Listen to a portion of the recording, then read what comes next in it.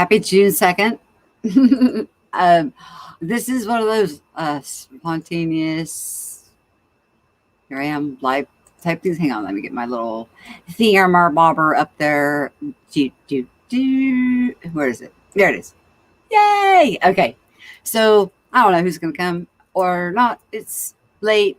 After the earlier show today, I went swimming and got so hot and poof, crashed out. And then I woke up. So, hey, here we are. Let me see what we got here. And hi, Shangly girl, Michael Fontaine. And welcome. Glad you guys are here. A little continuation on what we were talking about earlier today.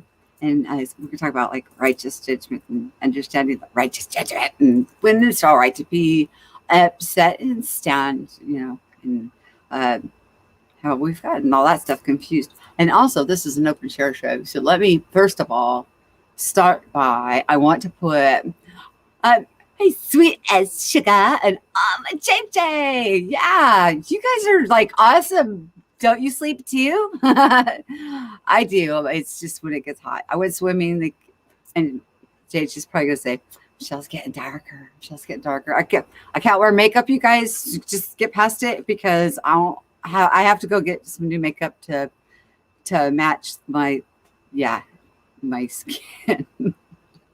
Embarrassing.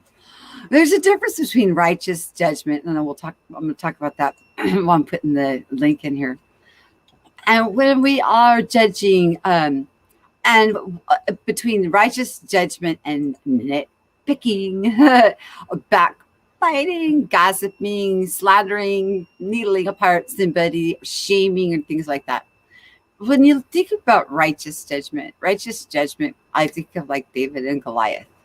Got little David going against this giant.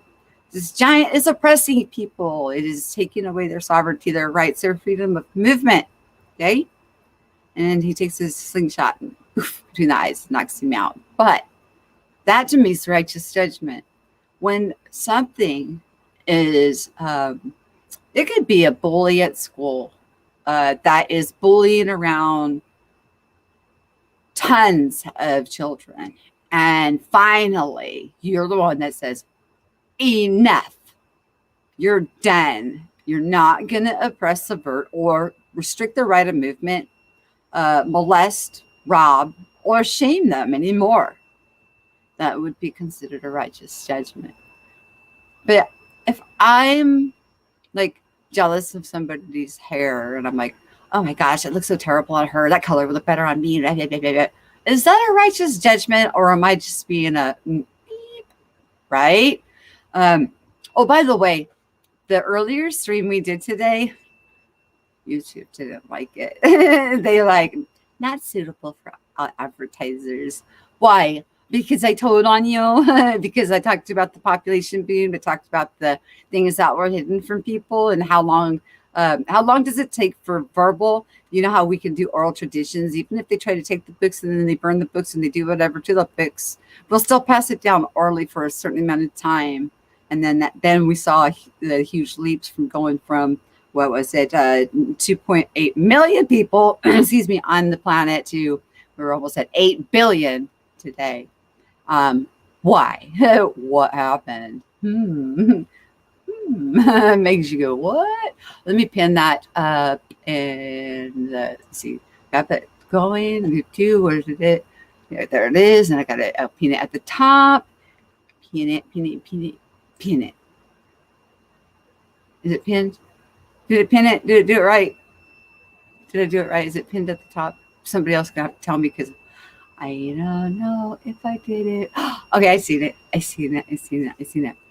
Also, I forgot a while ago, a friend of mine, I'll have to pull these up. A friend of mine, she goes by a handle called SUP, S-U-P.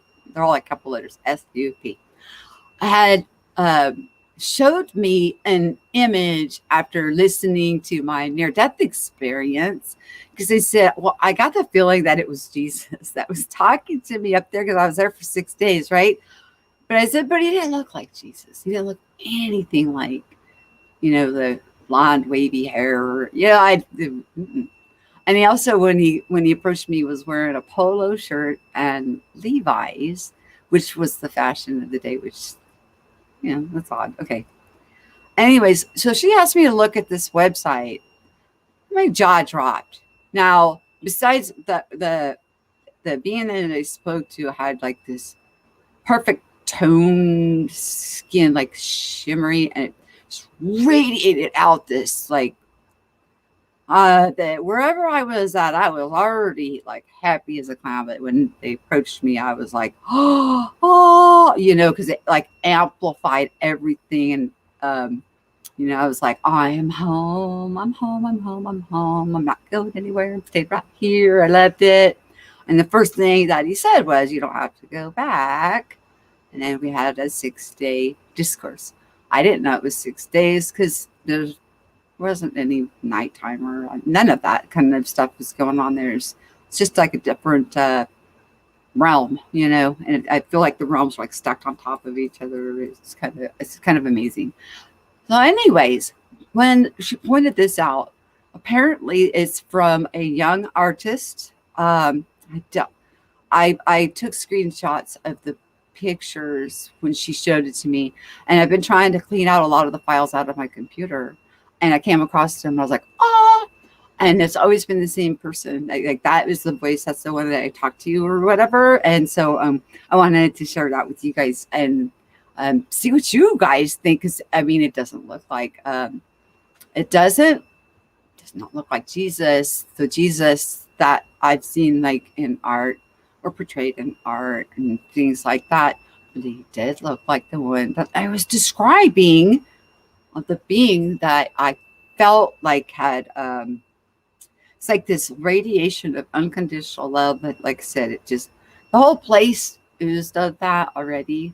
When he came close to me, it just amplified it to the point I thought, I was like, I am home. I'm not going anywhere.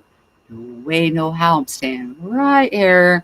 And so she brought this up to me, and I looked at it and my jaw dropped. And I want to give credit where credit's due. She's the one that brought it to my attention. And it's taken me a while to even bring it forward to you guys, because it's hard. It's really hard to talk about a lot of this stuff. And I don't really like to talk about a lot of this stuff, because then my fear is like, I don't care if people think I'm crazy. Okay, you can think I'm crazy about wanting to spend time with the creator, getting close to the creator. That's fine. What I don't want is for people to start leaning on me to get answers that they can get themselves. I think that's more of what my problem is with it. Like, we get these things that open up within us, and these abilities that happen. They just happen. I call them side effects in our path, in our walk. And then they intensify and amplify the further that walk, the closer we get or whatever. I don't know how you would call it. And then, get to a point where you can have dialogue. And that to me is the best part. That's like the ultimate for me. All of the other stuff, prophetic dreams and all that, the travel's cool. Don't get me wrong. I love it. I love seeing other places. I loved seeing the fifth dimension. I enjoy seeing things like that. Don't get me wrong.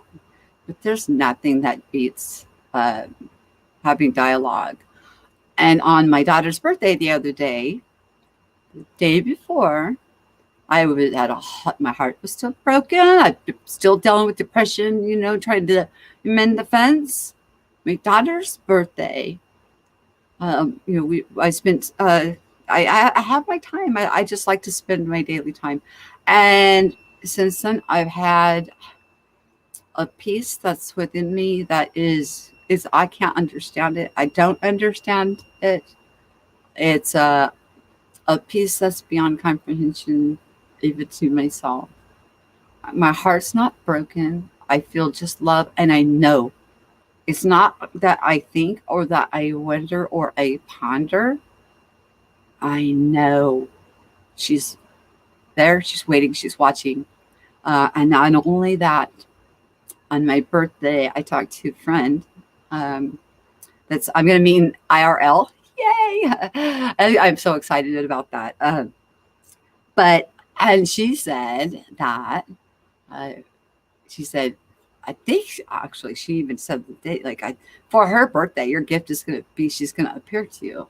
I'm like, pah, whatever. I've seen her. I mean, I've seen her like in dream time and stuff. Not daytime, not when I'm in prayer, like I did that day. I was in my swimming pool. I was in prayer, or people call it praying. I consider praying me talking. Meditating is me listening, but then you start having a dialogue.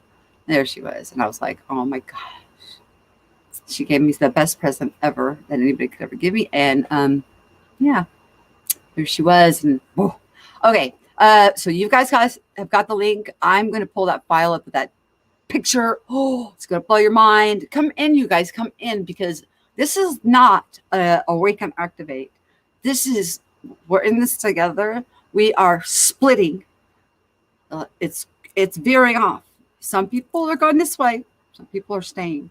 And so it's getting a little hairy out there. And, there's a lot of warnings out we're receiving, to keep our cool about us, and to, walk with the even, maybe that's where that piece has come from. I don't know. To walk with it even, with our steps evenly. I'm looking for it right now. Walk with our steps evenly, and keep our heads about us, so we can make sure that we're not freaking out because of all of the changes going on, and what's going on the world stage. It could look pretty scary, but there's nothing to fear, because that's all smoke and mirrors. We know this place is nothing but one big flippin' illusion. Okay, let me see what to do with it. I'm looking. Not ignoring you guys, I promise. Okay, there's one of them. I have two. I want to share both of them. Let me show this one first. Let me open it up. And I'm going to minimize you. And I guess I have to maximize you. Now realize, okay, these are not my images. I do not own them, so I'm not going to be able to show them very long. This young girl who had no relationship with the divine. They were, I guess, an atheist type family. Where'd it go? Where'd my picture go? Hold on. It's supposed to. It didn't open. Let me try again. I know where it's at least. Okay. Open. Maybe I accidentally closed it instead. Anyway, she had no relationship, to, so to speak, and she was having heavenly experiences, and she was, she had a hard time matching the colors. I totally get that, because the colors it's like a different spectrum. It's just, wow. Okay, I got it to open. I want you big. Open big. Okay. Let's see if I can enlarge you a little bit. Mm-hmm. Okay. Now let me go back over to StreamYard. Screen share. Let's see. This would be a video file. Thank you. A video file. Let's see. Oh, I could open it that way. Hold on. Okay, I did it as a screen share, so I'll just do it as a share screen, since that's the way that, since I went ahead and opened it up. Yeah. Mm-hmm. Let me get me out of the way so you can see it better. And yeah. Okay. You look at this picture. Now his skin's almost close, but it had a brown, it's like shimmery.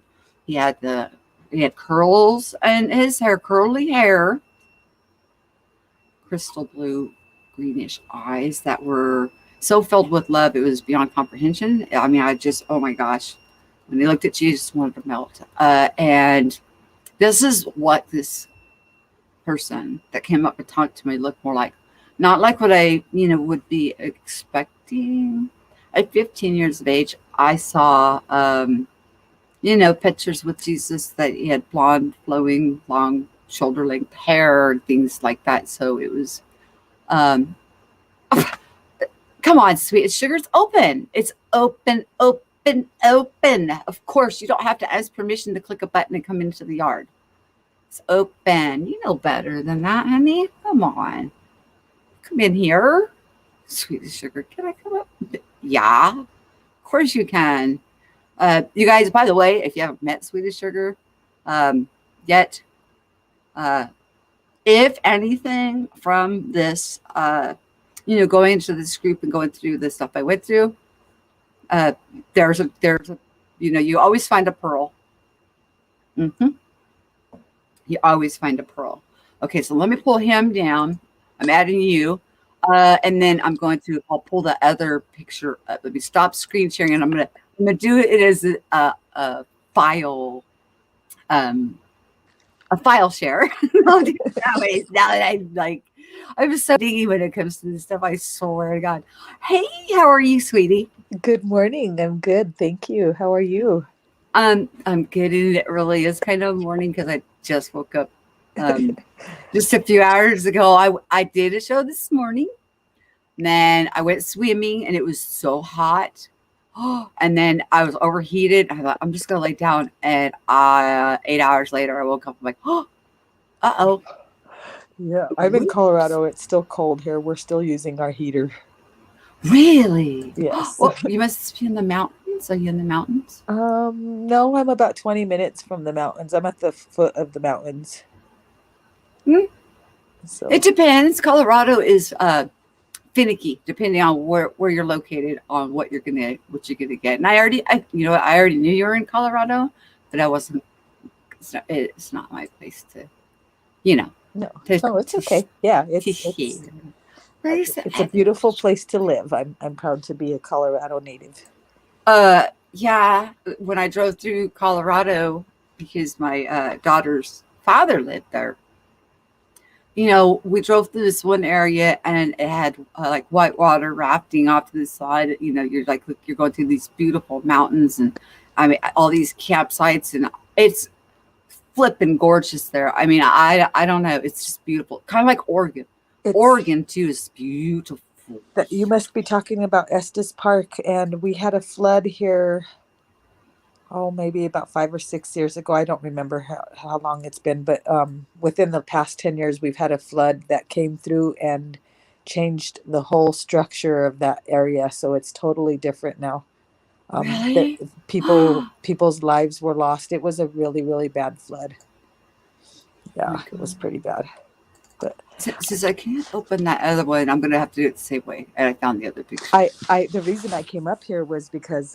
well, first of all, I'm lazy to be texting, but when you posted up the picture of Jesus, mm-hmm. and or of what people like me and you consider to be our image of what Jesus looks like, I know you're familiar with Joe Cool and the fact that he's black, and mm-hmm. This is a discussion that we are constantly going round and round about.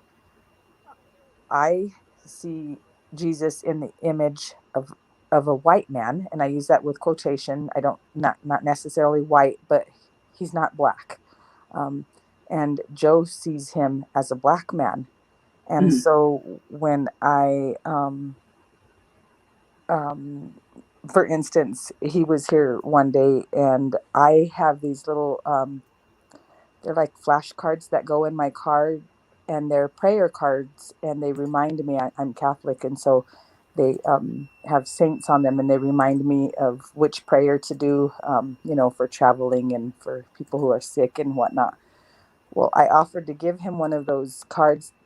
It's a guardian angel one, and all the characters were white. And he said, I won't take that because they're all white. And I said, but that's that's how I see it. So it's a constant thing. I see him as a white man, and he sees him as a black man. So there's the second picture. See the eyes. This is what I saw first, and that eyes. The eyes is what got me.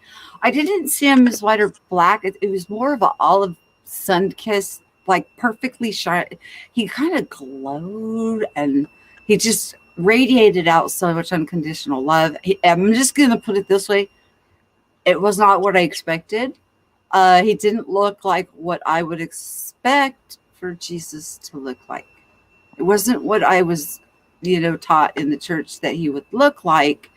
So to me, besides his essence, what radiated off of him, um, I was like, I think I was talking to Jesus because of what came, what radiated from him, the being, when it came up to talk to me after I got hit by that car and I was gone. I didn't know how long I was gone. We had Did you, quite a conversation. I had quite a conversation with this man. did you have that moment, you know how people say their life flashed before their eyes, in like a picture, like a Rolodex of pictures? Did you No, have that experience? no, I was told immediately that I did not have to return. So I didn't have to. But what we did do is we went through a projection of images, and it looked like some kind of technology I just couldn't comprehend or wrap my mind around. But it was, if I chose not to come back, I was able to see the projection and trajectory of somebody else's life, and even with like every single if they made a different choice, different this, different that, like so fast, and that was towards the end of our conversation, and my heart locked on, and as soon as my heart locked on, I had made my own choice, and I went from no pain at all. I didn't even feel the car hit me, okay, Hmm. to back in this body, and everything hurt.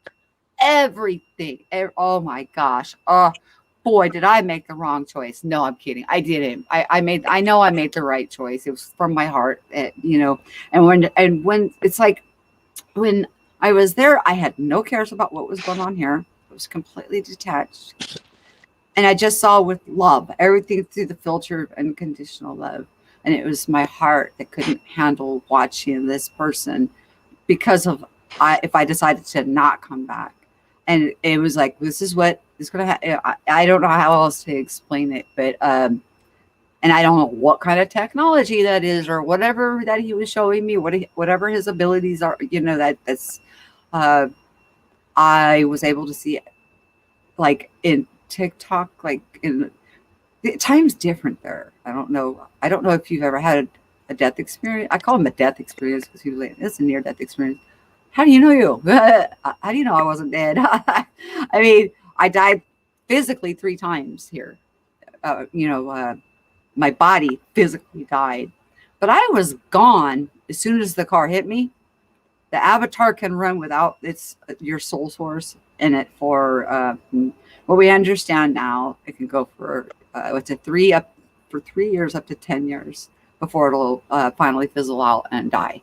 So without your actual being in it, your God source or your soul source, the energy and just the avatar itself can operate as an empty container for quite a while.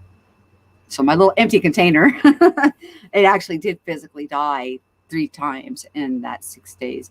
And then my parents were told she's not going to be able to, they were going to have to start over like I was a baby, teach me. And I was 15. I had hair halfway down my back. And I was bald as a bean, 48 staples in my head, and they were told they were going to have to teach me how to eat, go potty, walk.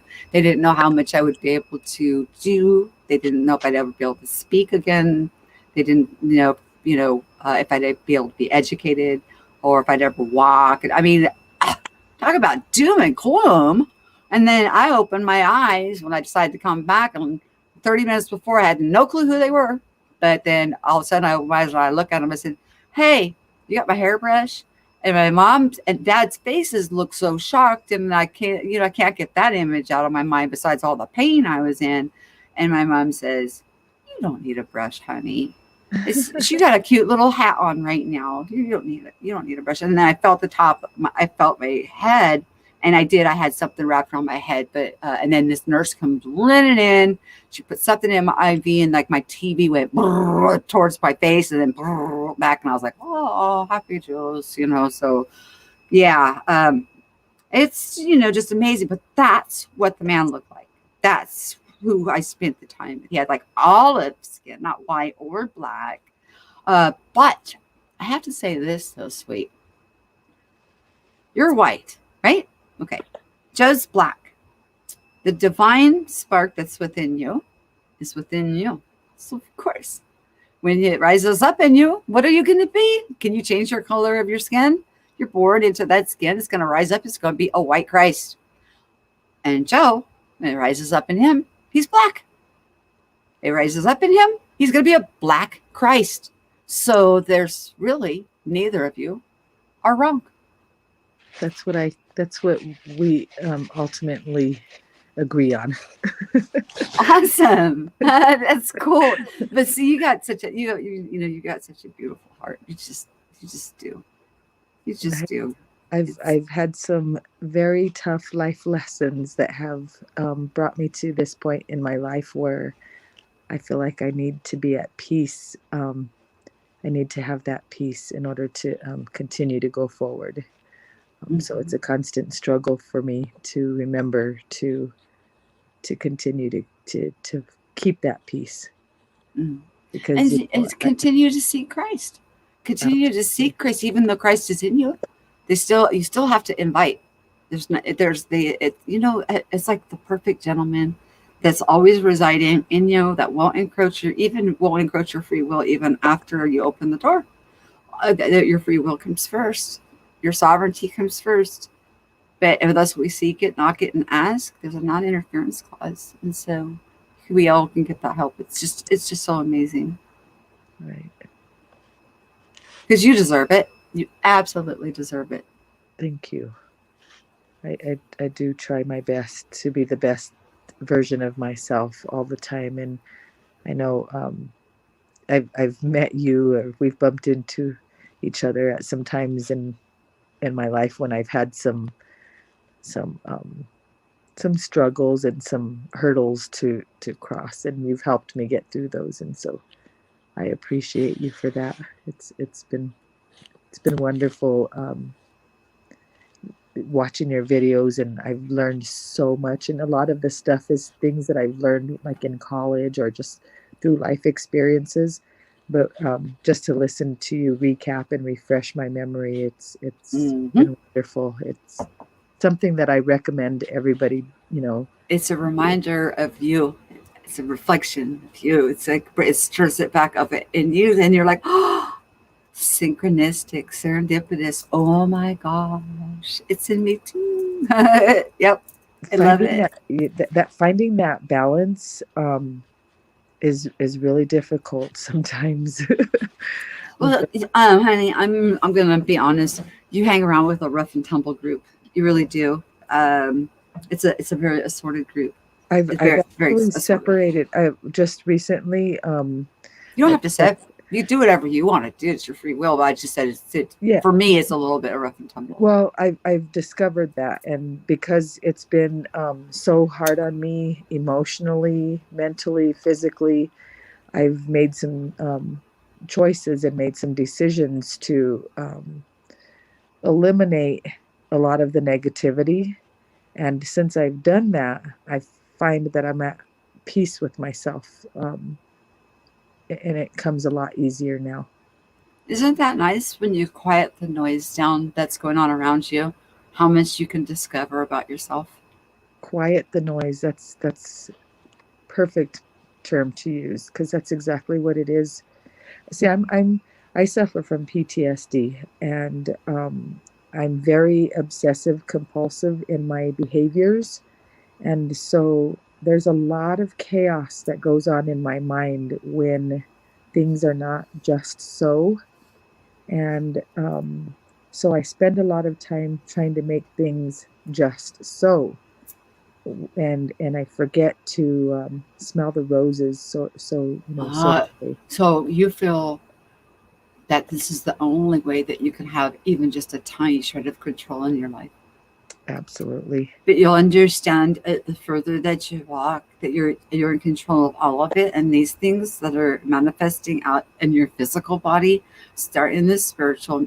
80% of all of our afflictions start in the spiritual, and it's supposed to be a warning sign in our physical. We're supposed to understand that, but there's a gap between us and the teachings. It's just not there. So we're having to feel our way around in the dark to figure this stuff out. But it'll manifest on our physical body in a certain area, and each area has something to do with a certain like emotional or something outside of us that we're allowing into their gates. And when we figure that out and we take care of it, we find that peace and we start walking in it. We start understanding who we are more, and we start being that highest version of ourselves without having to feel like we're out of control and knowing we are in control. Remember the presentation that you did on my panel that one morning? The one you guys like, what was you hoodwinked me. First, you guys. Let me tell you a little bit about Sweet Sugar Hill. Okay, my first time going over there, trying to get my feet wet, trying to get to the people over there.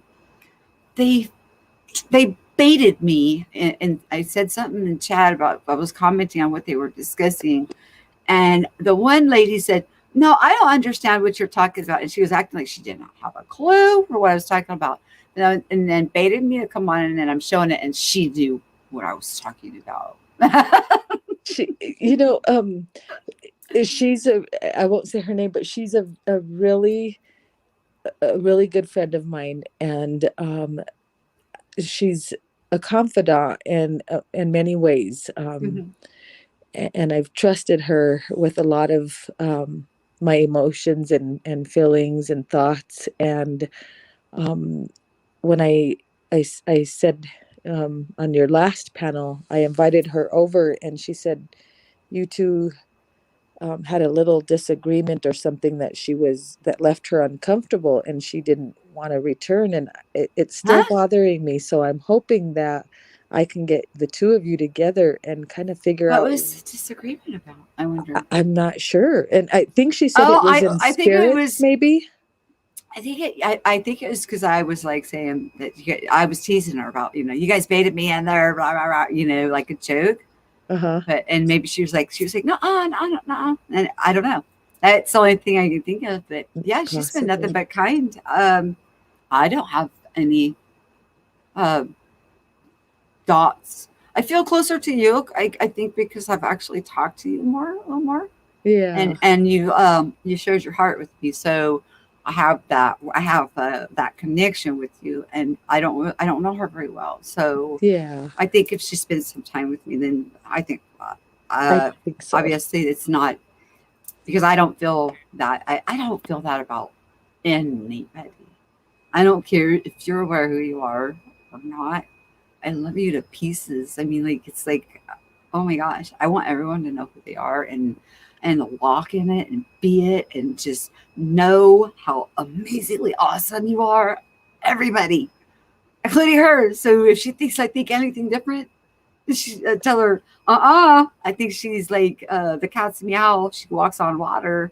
As far as in my mind, that's how I look at people. I think she's been dealing with a lot of the toxicity that we were just talking about and that negativity, and I think she just needs to find her place. And so I'm being supportive, but I'm also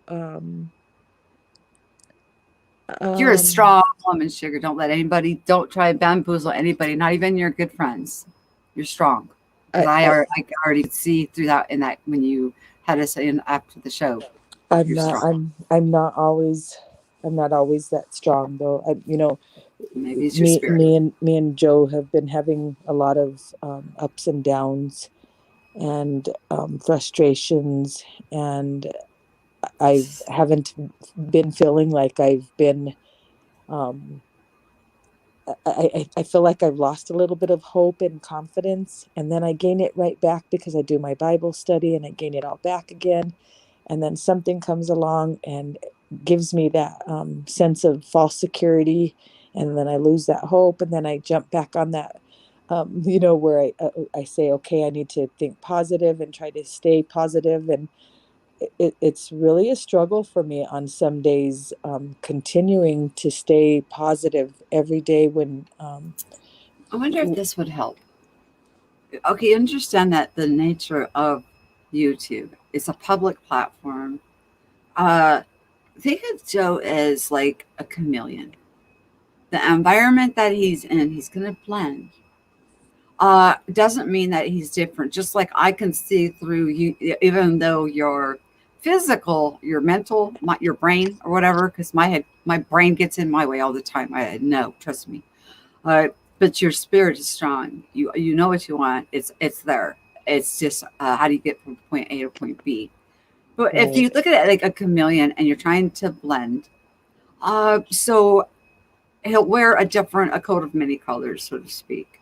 So when he's with this group, he's going to be this Joe, and he's with that one, he's going to be that Joe. It's just a gift that he has. It's his way of being able to blend and be, but it's not. He doesn't do it thinking that it's hurting you because what you and him have, you have the real him. That he's not being fake with you; he's being real. Just something for you to ponder and think about Right. that That's true. your private time that you have with him, he can take all those chameleon clothes and masks off and just be himself. So, and it's a, can you That's handle the chameleon? Do you know it's a show? I mean, you know what I mean? that's yeah, and that's the hard part because I don't I say I can, but actions don't show that I can. So I'm working on it. You don't have to just listen into a party line. JJ, you can join this party line. She said, I feel like I'm listening to a party line. Yes, come on up here and join us. She's We so would love it. funny. And we got Michael Fontaine and yeah, late nighters. And, it's just, like I said, you never know. My schedule has been, I have been so busy and I've been getting so much information and I'm trying to disseminate it. I got a bunch of Sanskrit stuff and I didn't even know. And then I'm like, what the heck is that? It's to, make sure that I get thrown these little affirmation things because like my head, like I said, my head gets in my own way too. I get it. I understand. It's part of this illusion, this paradigm that we're in. But then I'll get something that there's no possible way I've learned, heard, or been exposed to in any such form or fashion. And I had actually a witness, and she's like, Michelle, that's a Hindu word. Look there. I'm like, it's Sanskrit and it's Hindu. And I'm like, what? I don't know anything about Hindu or any of that stuff. And she was right. And what the word meant was so like mind boggling. Of course it came from Jesus, and he laughs. So he'll smile and laugh. I can see him smile. He's got a really nice smile, and he kind of giggles with me, toys with me like that. And it's just they're just like little affirmations. And when we learn to follow that intuition that's in us, our soul, our spirit, we follow that instead of our head. Um, we seem to live in a more peaceful and harmonious life. It's just learning that walk, bridging that gap. What if like for me it seems like my intuitions are always accurate, Yeah, and I've learned to trust them. And yeah. what if you've put so much trust into that intuition, and you're wrong? And it, I see it as how am I trying to explain this? Um, if I follow my intuition and my gut feeling and my instincts on something, and it turns out that I was wrong, I don't beat myself up for it, but I do go back and I reanalyze and I analyze and I reevaluate the situation. And I think that's You know where I how have I a can problem. discern my intuition from my own thoughts? Because they can get mixed up real easy. If my intuition is telling me that it has something to do with somebody else or a change in somebody else or something of that nature, and that's not coming from a divine source like Jesus or God is telling me a prophetic type of a thing, and it's just my intuition. If it has nothing to do with me, something that I can change within myself, only the one that I have the sovereignty and the control over, then I know it's coming from my head space and then it's a matter of just discerning which space is it coming from, because you're right, your intuition, that will never ever lead you wrong unless we're doing it from a carnal base. Actually, I just did a video about that, and it said the accuracy, if we have our um, activation, but we don't have the connection, we're still connected to the high, the quantum, to man, and not connected to the divine, to the highest authority, that will only have a 40% accuracy rate at best with our intuition. If we want to go, 100%, is like if you got 90% of your spiritual development, you got 90% accuracy. You got 100%, you got 100%. I'll Interesting. have to think about which video it's on. I've been trying to uh, pack as much knowledge into like there's like part one and there's a part two, and I've got to do a part three. I was going to try and shove it all into two parts, because I'm trying to leave something that somebody could pick up, look at, and if they can't digest it all in one swallow, they could pause it, digest whatever they can, rewatch it, digest whatever they can, and move along. Uh, because everybody comes at a different time based on their sovereignty. Because I don't know if you're noticing a big shift between people's personalities. Like the meaner Yes. people are getting meaner, and the nicer people are getting nicer. Yes. Okay, so and Yes. we're weaving back and forth these two parallel like okay, we can use the Bible. Jesus says, I go and prepare a place for you. If it was, and I'm going to take you unto myself, if it wasn't true, I'd tell you so, right? Okay. So the way we think about it is it's like a layer that's like in the unseen realm, but it's right here. It's tangible. Some people walk over there, and then we walk back. And the lines have been, those two realms have been kind of weaving back and forth, in and out of each other. So we come into contact with certain things, and then we come out. And in the meantime, we're being looked at. We're being, how are we responding? Is there been a change in this? What's our heart condition? How are we doing? Do we need a little inner work? And it's not like a judging type of a thing like, oh, yeah, you just failed. If you're chasing after, what you're saying, if you're chasing after it, they're not going to say, oh, you failed. They're going to say, okay, we're going to work with her a little more. We're going to get her ready. We're going to get her ready. Okay. So then, what has happened now is it's separating the one line, and it's all choice. Everybody has the right to make their own choice. It's a sovereignty. It's called free will. Like I said, God is forever in us, always in us, always accessible, but will never, ever oppress us. Or if he wanted to make a bunch of slaves, he would have created us that way, right? Okay. He wants us to seek. And it's just, it's, oh my gosh, it's such a divine plan. In the meantime, now these lines are starting to separate away from each other. Now, what I'm calling it is toggling, because that's how it was explained to me. Some people are toggling back and forth, and they're helping some. It's like you're keeping a divine appointment, and then you toggle back up to where you feel more comfortable. And the realm that you feel the most comfortable is where you're going to spend your time. That's the direction and the path you're going to walk in. The interesting thing about it is, in His divine mercy, there will be an avatar. There will be a person that occupies that space.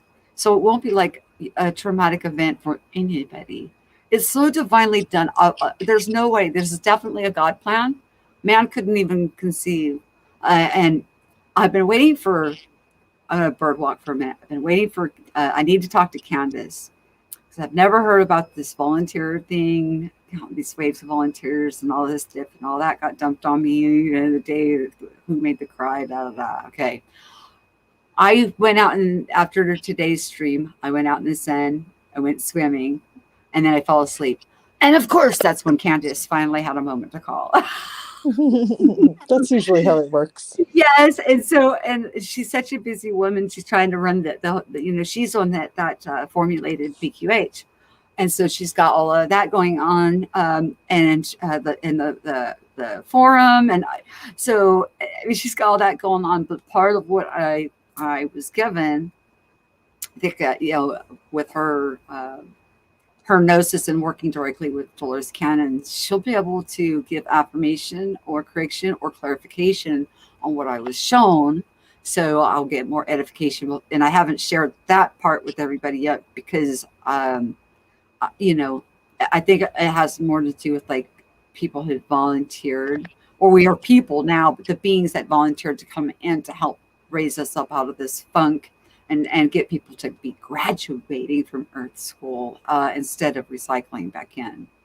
It's just, I mean, and then another person I've been trying to get in touch with is, and I think this guy just straight up thinks I'm trying to avoid him. Is, I don't know if you know him. His name's Brian Stapley. Heart of gold, man. He's just like, I always see people's hearts first, and it's like we're like two ships passing. You know, he'll be like, "Okay, I'm ready. You around?" No. Like 9 hours later, yeah, I'm here. Are you around? He's live. Or he's doing it. Yeah, it's like, oh my gosh, it's been like a week for him too. So, yeah, I get it. I mean, it's weird, but that's part of what this paradigm thing with this. These people are working. We're all working. We're all doing our jobs, whether we realize it or not, and jumping into parallels and all of that. But how do we contact each other? Well, we have to be in the same realm at the same time to get the message clearly. That would be where your whole essence is.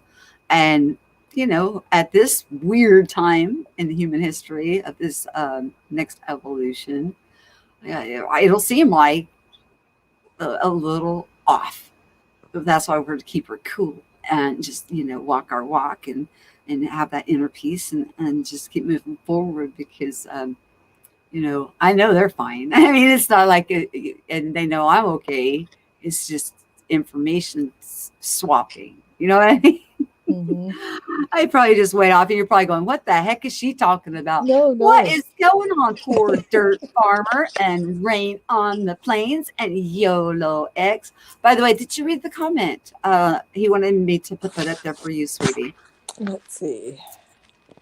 Tell her it grown a few photos and garden sketches. It would help her out with a mindset. That's exactly what I'm doing right now, too. I just started growing a garden.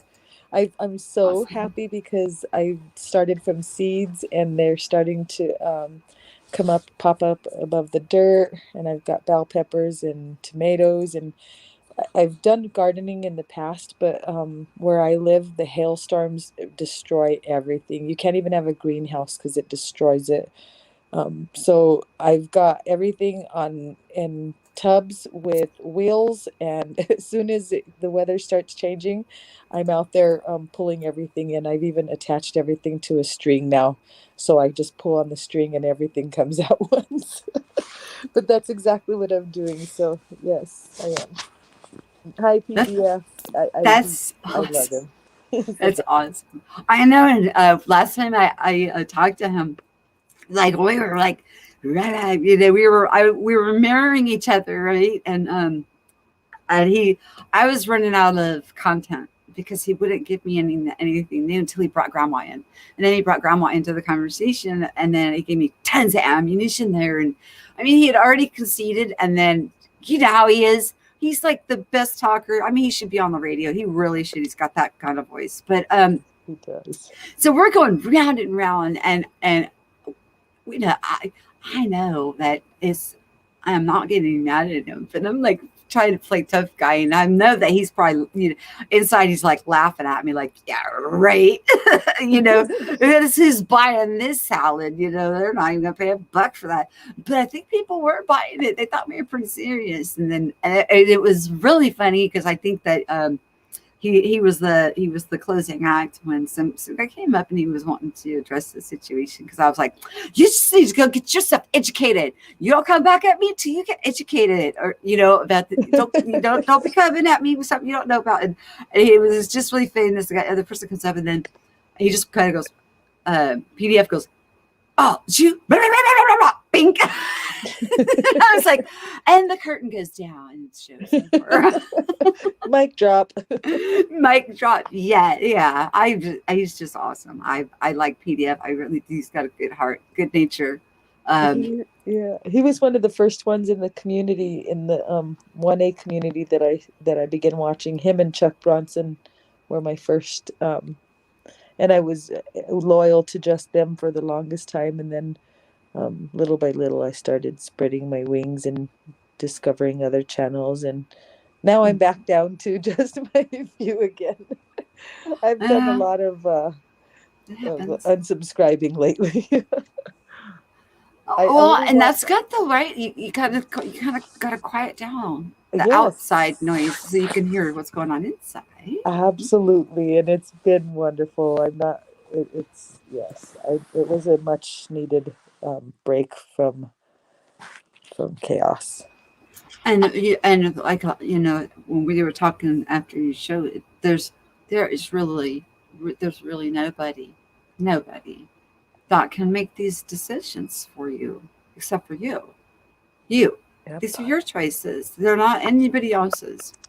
When people understand what sovereignty and freedom really means, and then the respect of unity and diversity, it's okay to have different thoughts about different things, but as long as we're not oppressing our brothers and sisters and trying to tell others our way is right, our way of thinking is right, and to abuse and oppress and subvert or strip rights of movement or thought or even belief,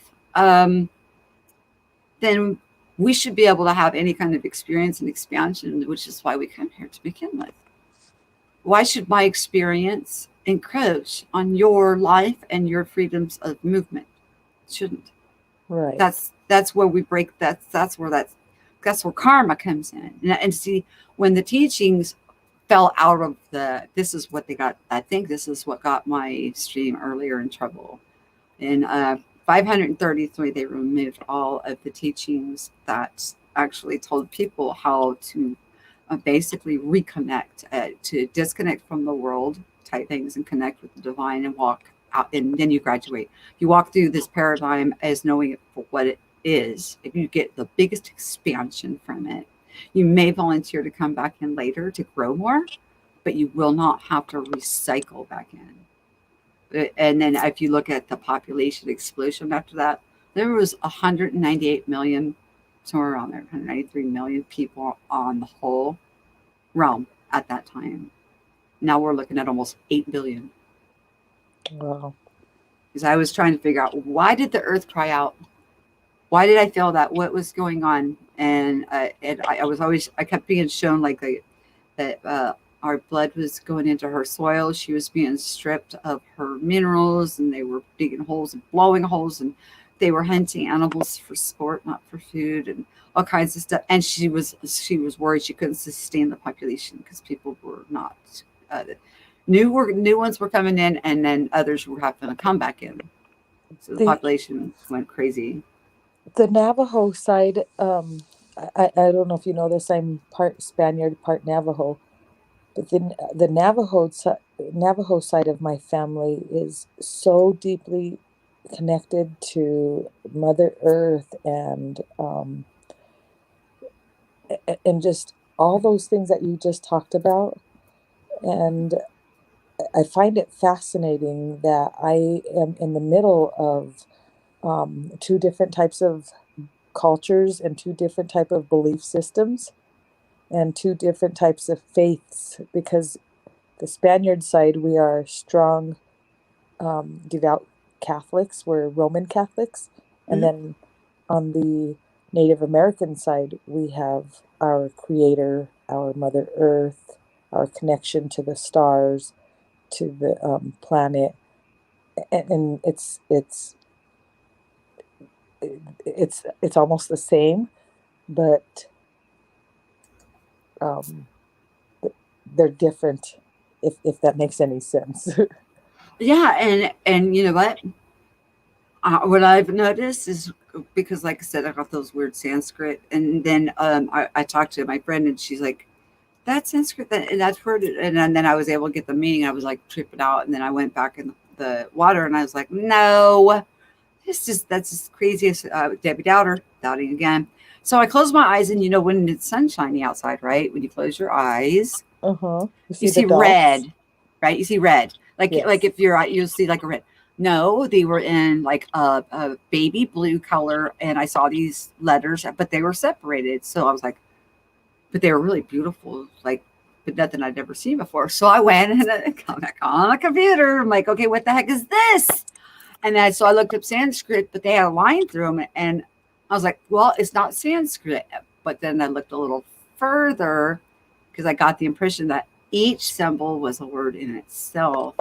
And sure enough, I found them, and it is Sanskrit. So I was like, A- okay, whatever. Okay, I get it. Okay, I got it. I got it. Okay.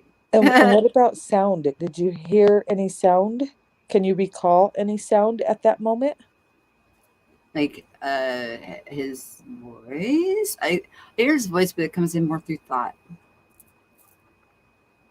No, I'm talking about the sound. Were you out? You were outside because you said you were in the sun. Yeah, I was in my Does your swimming. sense of sound of everything in your environment cease at that moment? Everything goes to such bliss and peace. That's my place. That's my.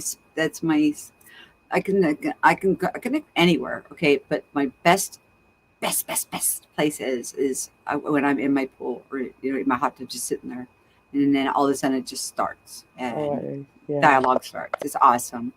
Of Do all you, of the things that happen, whether it's prophecy, healing, all the different things that come into our awareness, I call them now side effects.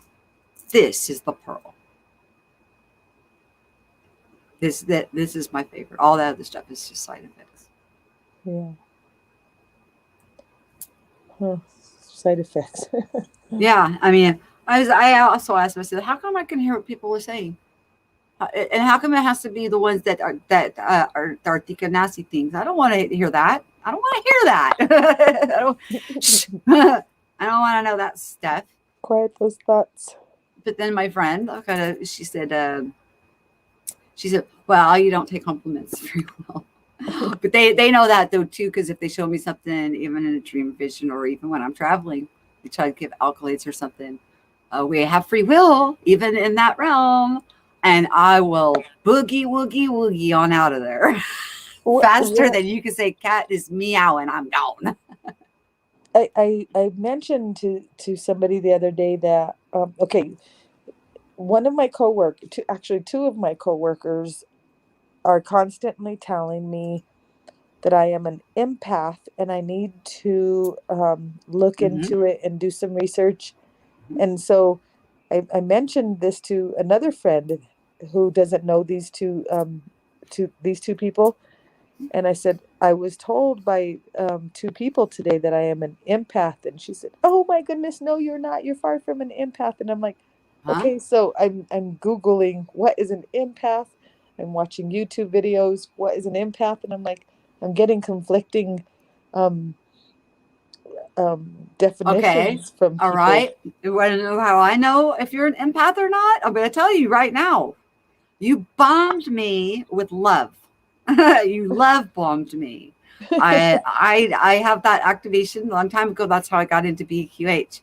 Uh, and you love bombed me. I connected right with your heart. So being an empath is a very difficult part of this walk. And let me explain why. Because you can walk around anybody, any group of people, and what happens is you feel everything that's going on, every pain, every ache, every thought, everything. If they're depressed, whatever, and it's hard to wade through. Is that mine, or am I picking that up from someplace else? And then when you get your next portion, and you understand what happens. But there's a learning part in that, sugar, and the learning part is it kind of shows us the oneness that we are. We all come from the one. We're all children. We're all equally. We all have sovereignty, free will, and we all have our own identity. We all have. There's nothing that one can do that all can't do if they want to. You know what I'm saying? Hmm. So it helps to bring us into a respect for one another, to see us as equals, and instead of seeing a hierarchy type situation, we see the equality in each other. And then we start to pull back from that, and then you'll learn to shield yourself up. And you'll stop hearing those thoughts, and you'll stop feeling all of that. I used to follow people around in the grocery store that were in a good mood and hope to God they went down the aisle that I needed food from. It was that bad. So I get it. And from the things that you talk about and things you're experiencing? Well, what do you think? I don't know. I'm still trying to discover that in myself. You know. But yes, keep seeking within. But yeah, but you're right though. I do. I can walk into a room and immediately take on those feelings, and then if I step out of the room, I can just as easily shut those feelings off and move on. You'll learn to They transmute do. them. They It's do it's carry with energy. me. You get what it's called is alchemy. It's your natural ability to alchemize energy and give it a new purpose. So yeah, it's an amazing thing. It really is such an amazing thing. And then from there, you are you're stepping into the role of being able to heal other people. And What? usually, it's the most damaged people. Like been through so much stuff, and then all of a sudden they're able to overcome it, and then you're like, how could they overcome that? And then boom, you're healing other people. That It's and I keep coming back to this, but you're saying things that remind me of conversations that me and Joe have. He is he is this kind of person that thinks that he needs to fix the whole world, and I am the kind of person that thinks I can only fix one person at a time. and who is that one person? Me. You can. That's it. That's the only person that we have the authority over. Exactly. We have one person we have the authority, and even when the activation of the empath, you understand what's going on more. You don't. We understand completely that we don't have the right to come up and just yank stuff out of people because we think they're uncomfortable because they're expanding from that. When we start to understand this realm, the lower lows, things that we can experience here but we cannot anywhere else, brings to the higher highs. Where the problem lies is when we start to attack each other.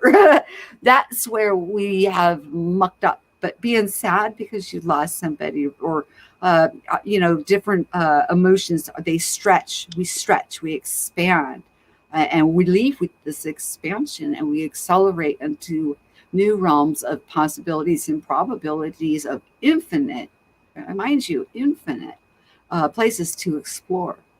So that's why we can't just go around and say, we can, oh, I can see you're depressed. I'm going to yank that out of you.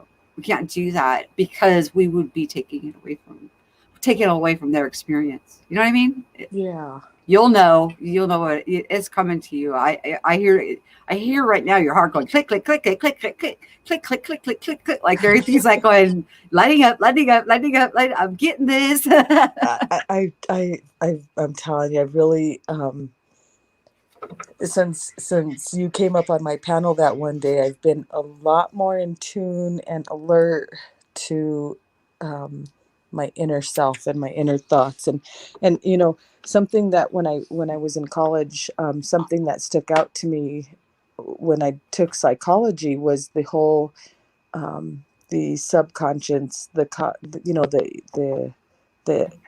what was the three, the ego, the id, and the what's the other? I don't know. I'm listening. Oh, I'm trying to think of it. Everything that I've been taught has been taught to me through the divine grace of the one. Everything that I know, except what I learned in college. I studied the book, I passed the class, and I forgot everything. That's it's like if I didn't use it for application in the workforce, I just kind of let go. You know what I mean? It's weird, but I, yeah. I took an ethics class in college, and I learned so much in that ethics class. I had never. Can you believe that? I had never even heard. I didn't even know what the word ethics was when I signed up for the class. And boy, was I in for a surprise. I learned a lot. I did. Ethics, morals, all of those things. Yeah. It's amazing what we can educate ourselves. Right. And even with that, see, even with ethics and morals, it gives us the foundation understanding of how we should treat each other. Absolutely. And if you're going to carry the weight of the world, That's carrying the weight of the world. That's a heavy load. You gotta set that down. And what we find out, and this is the crazy part, is as we start having the changes go on within the one we can control, the one we have say so over, the only one we have authority, things around us automatically start just changing. It's awesome and weird and crazy, but true. I don't know I don't know any other way of saying it, but I was like, huh, who knew? I mean, everything. I'm constantly surprised, and always falling more and more in love with other people, their divinity. I don't see the outside of it. Like I said, activations are happening in people all the time, and it doesn't matter when and how. It just is.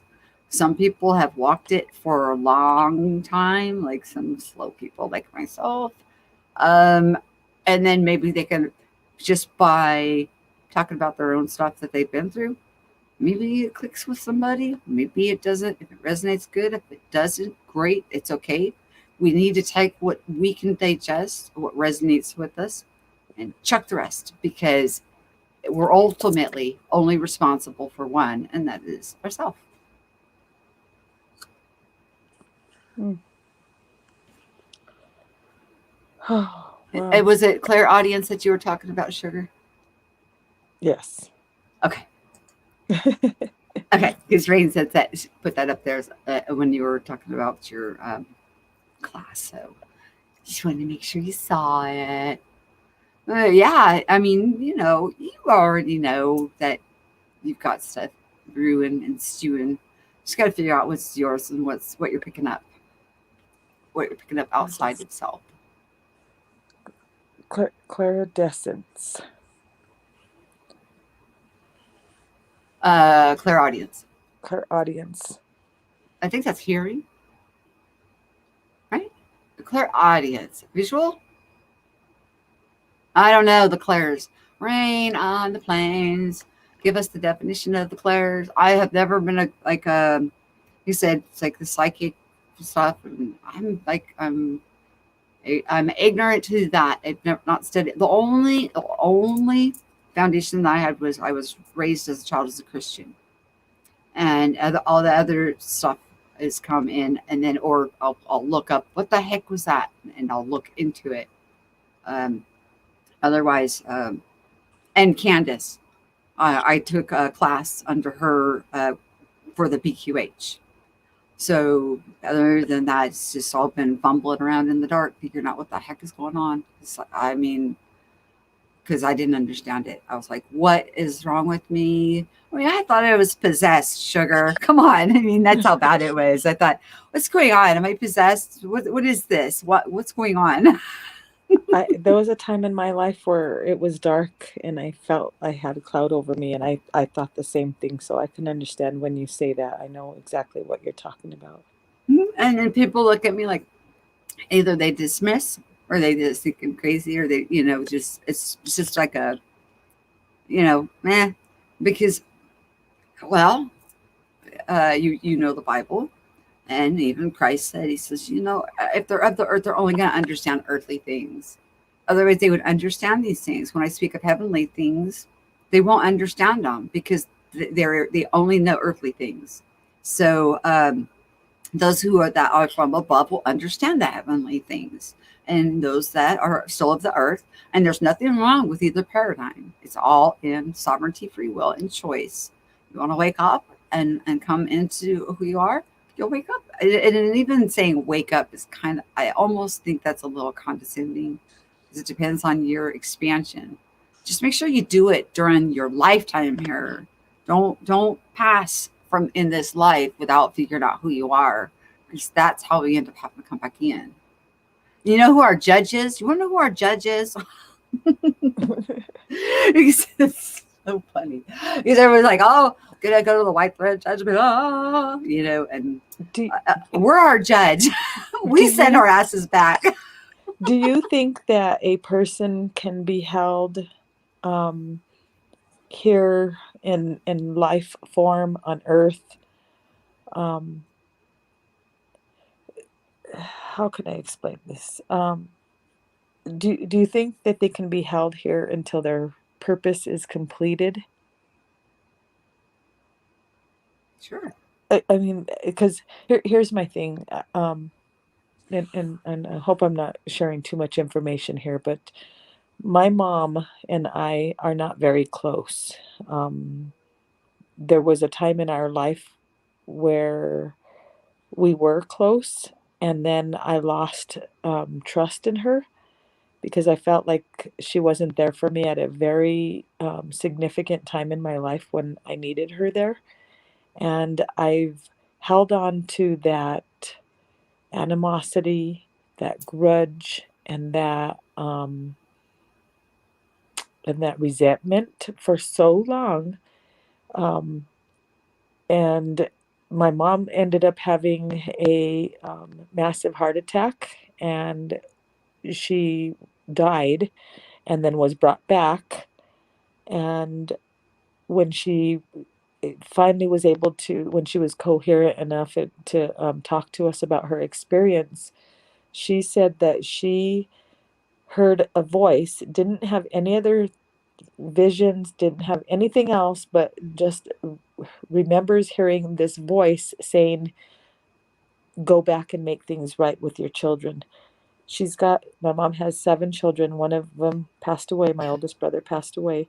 And so she's got the rest, there's 6 of us. Well, she's got a very close relationship with 3 of us, three of her children, but there's 3 of us that don't have that connection, that don't have that bond.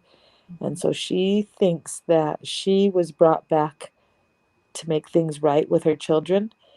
And that is something that I kept saying. I've always said to her, you need to make things right with all of your children, because you can't be at peace with yourself, because she's so um, negative and carries this really heavy aura on her, around her.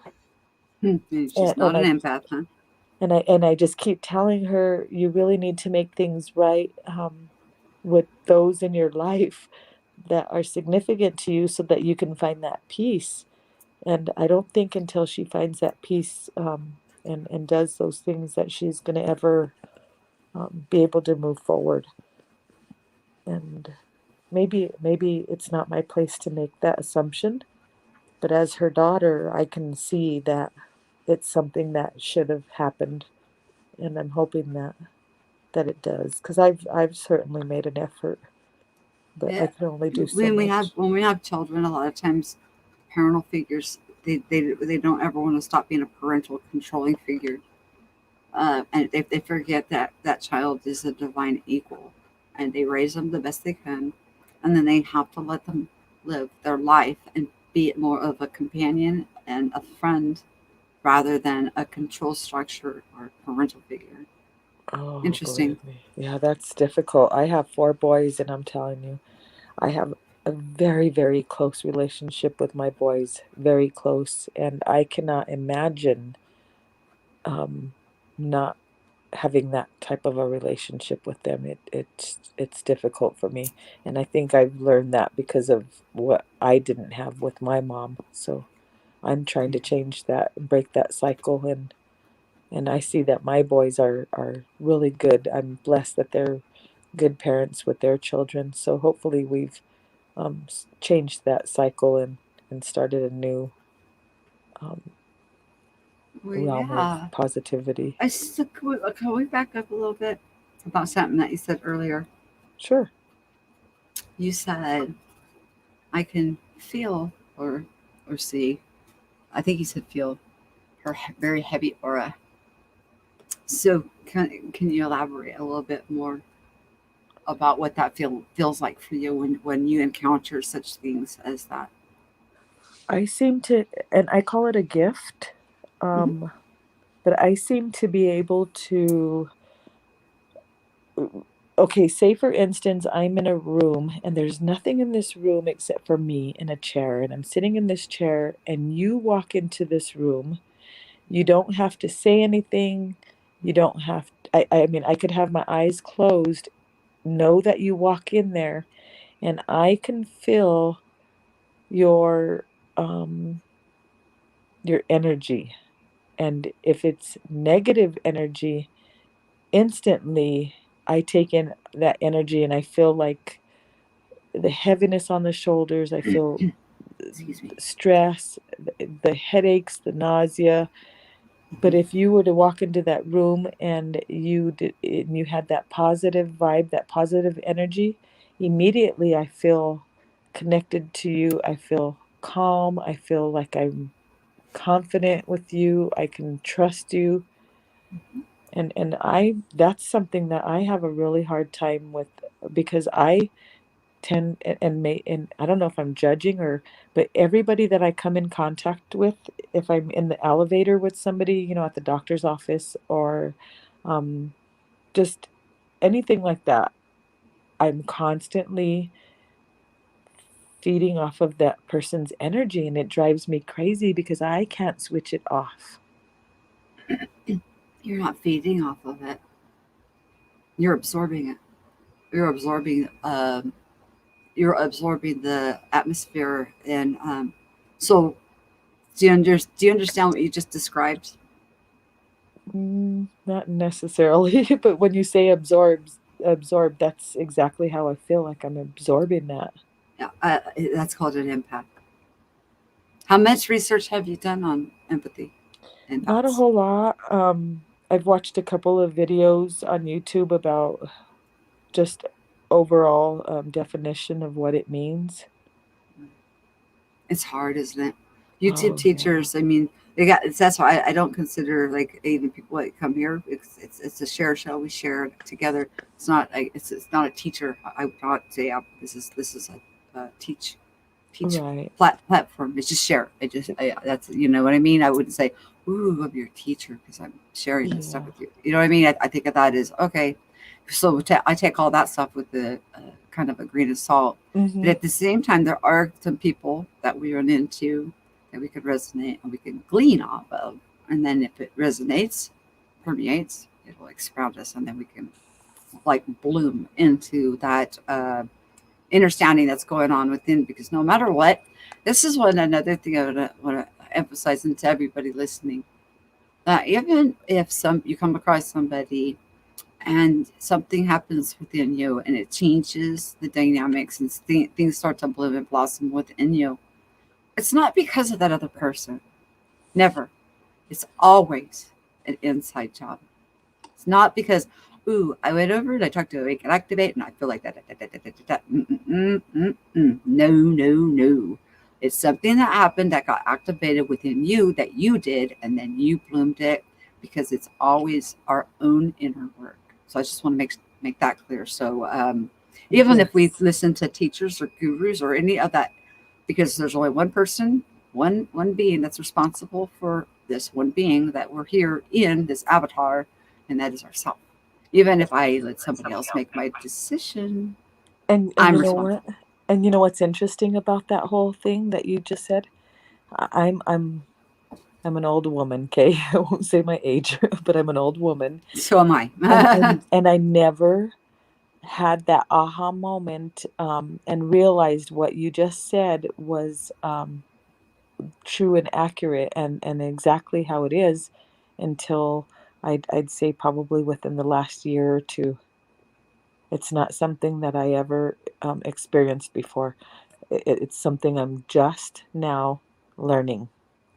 Isn't that it's interesting? it's like how about something you're just now remembering? I would say, oh my gosh, we all come in here to remember to forget. We come in with a mind wipe, right? And then Right. we go through the process, and as we're going through, we start to remember as the stuff clicks in, and we're like, ah, am I crazy? What's going on? And then you're like, oh no, wait, this is me. This is the normal me. And we have to learn to accept ourselves and be and not be so hard on ourselves. That's one thing I have a hard time with. I am very hard on myself. And that's something that I have to work on. I need to learn that I'm not perfect. I can't expect myself to be Yes, you are. perfect. What are you talking about? Who sees you in imperfection? I mean, if people, as we start to understand God, and that there's only one, okay, Right. and how God, who made us perfect in the image of God, just like God, there's no shadow of turning, okay, True. True. and we're loved unconditionally. But and to wrap our noodle around how unconditional love is so fulfilling and there's enough for each and every one of us to have that same love, and there's no respecter of persons. Uh, we start to understand a lot of different things about saying, "Oh, I'm never going to be perfect." In whose eyes are you judging, or whose eyes are you trying to make yourself presentable and perfect to? Number one. Number two is it God, or are you trying to make yourself approved to mammon, which they need to be working on their own inner self to become their highest being? Because you should look in the mirror and be giving yourself compliments every day. And this is something that I need to be doing to myself because I'm not good at taking, and my friend will tell you, accolades. Terrible at it. Terrible. They can't even give them to me in visions and things like that. Me I too. run. But there's a reason though. Why though? Because I know it's so deeply ingrained in me of the equality. I know there's no hierarchy. There's no ruling and reigning over each other. There's nothing like that, So to give me an accolade, but not my brothers and sisters, I run. So it's either all or none for me. You say it about all of us. You don't say it about any of us. Yeah, I can agree with you on that one. That's I mean, yeah. it's crazy.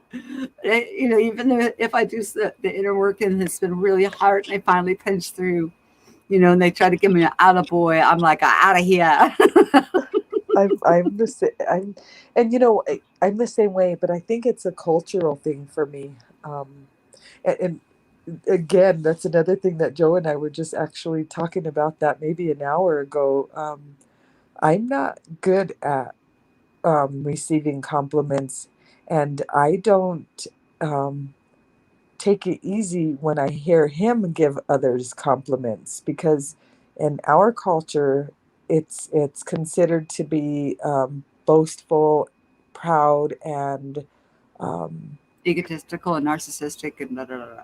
yes, But yes, okay, there's a difference between being egotistical and narcissistic, where you're oppressing your brothers and sisters because mine, me, or somebody admiring your beauty and saying you're just a beautiful being, and accepting that you're a beautiful being and there's nothing wrong with that because it's not an ego thing to be kind to people, to be beautiful to people, and to have the heart that you have, that I know that you have, because you shared it with me.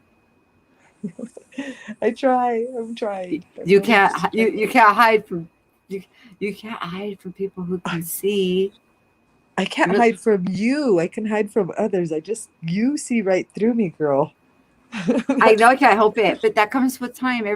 Your people are transparent, and I know this too. I'm not going to read any of my friends anymore, just beyond quantum healing, because I don't want to cause conflict and strife or anything, because it's not worth it. Because everything has to be a choice, and no matter what happens, even if you get when you're ready and you decide you want to put this into action to help others, they'll come to you, so you know that they're making that choice. So they'll come to you, and then, oh, look who's in the house. I'm gonna pull you up. So hey, put that down. He's such a butthole. He is such a butthole. You know who it is, because he's like he's giving me the bird. Not on this channel. That's another channel. Behave yourself. Uh-oh. I'm always good. Hey there, Mr. Radio Voice. How are you? Good morning, y'all, too. Good morning. I think they thought like we were like seriously going to blows there, PDF. No, hell no. That wasn't nothing. You haven't seen me in action, have you? Yes, I mean, I know, but that because the reaction, but no, and you like were like, the show's over, curtain closed, bam. That was a battle. That was a battle of wits, and I was outnumbered. Well, I ran out of ammo, and it was almost like you knew that. So then you threw grandma in the mix, and I was like, oh, thank goodness. Thank you. You gave me more ammo. I got something to work with here. We can continue. You might have been out of ammo, but every one of your shots counted. People were ducking and dodging.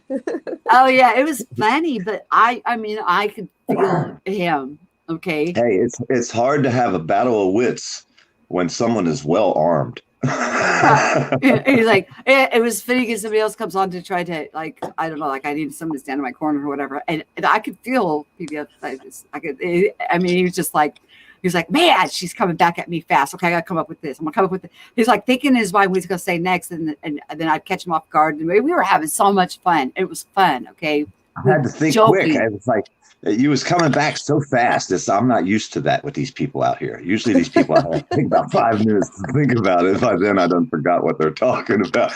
But she was like machine gun fire. As fast as I would have something, you'd have something back on me. I was like, God damn, this girl ain't going to quit. And then he said, he goes, well, he said, you know, it's a little difficult when you mess with an intelligent woman. And then right after he says that, he goes, wait, who the heck is this?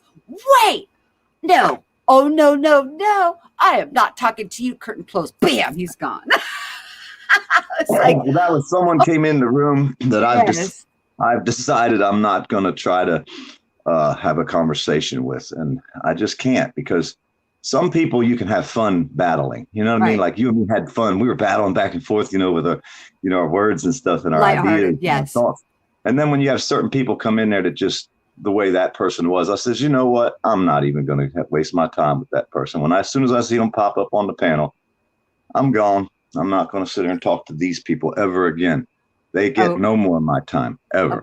A book know-it-all. I've read a book. I know it all. Well, I'm 100%. I back Eric Brandt 100%. And anybody that doesn't, I don't have time in my life for them ever again. Oh, I miss him so much. That's the way I feel. You know. Yes. I miss him. It hurts me. But we were having a good time and stuff today. And then but if I would have really sensed that you were like getting mad or whatever, I would have zipped it. But you weren't. You loved it. You ate it up like you were laughing at it. It's hard for me to get mad when I'm battling someone's mind. You know, it's like my mind is like a chess game. You know what I mean? It's a game. I don't know. It's like a chess game to me. You know, thoughts, they come, and every once in a while we hit the same exact thought. And to me, that's when we hit gold. You know what I mean? When two people come up with the same idea, the same thought, and it reaches, you know, together. That means we can all join together in one great idea. That's what I think that means to me. That's why I like having the debates. You know, people call them arguments. That's what it was. It was a debate because there was no name calling, there was no mudslinging, there was no saying, there was nothing that was defamatory about our character. We didn't slam each other's thoughts or anything.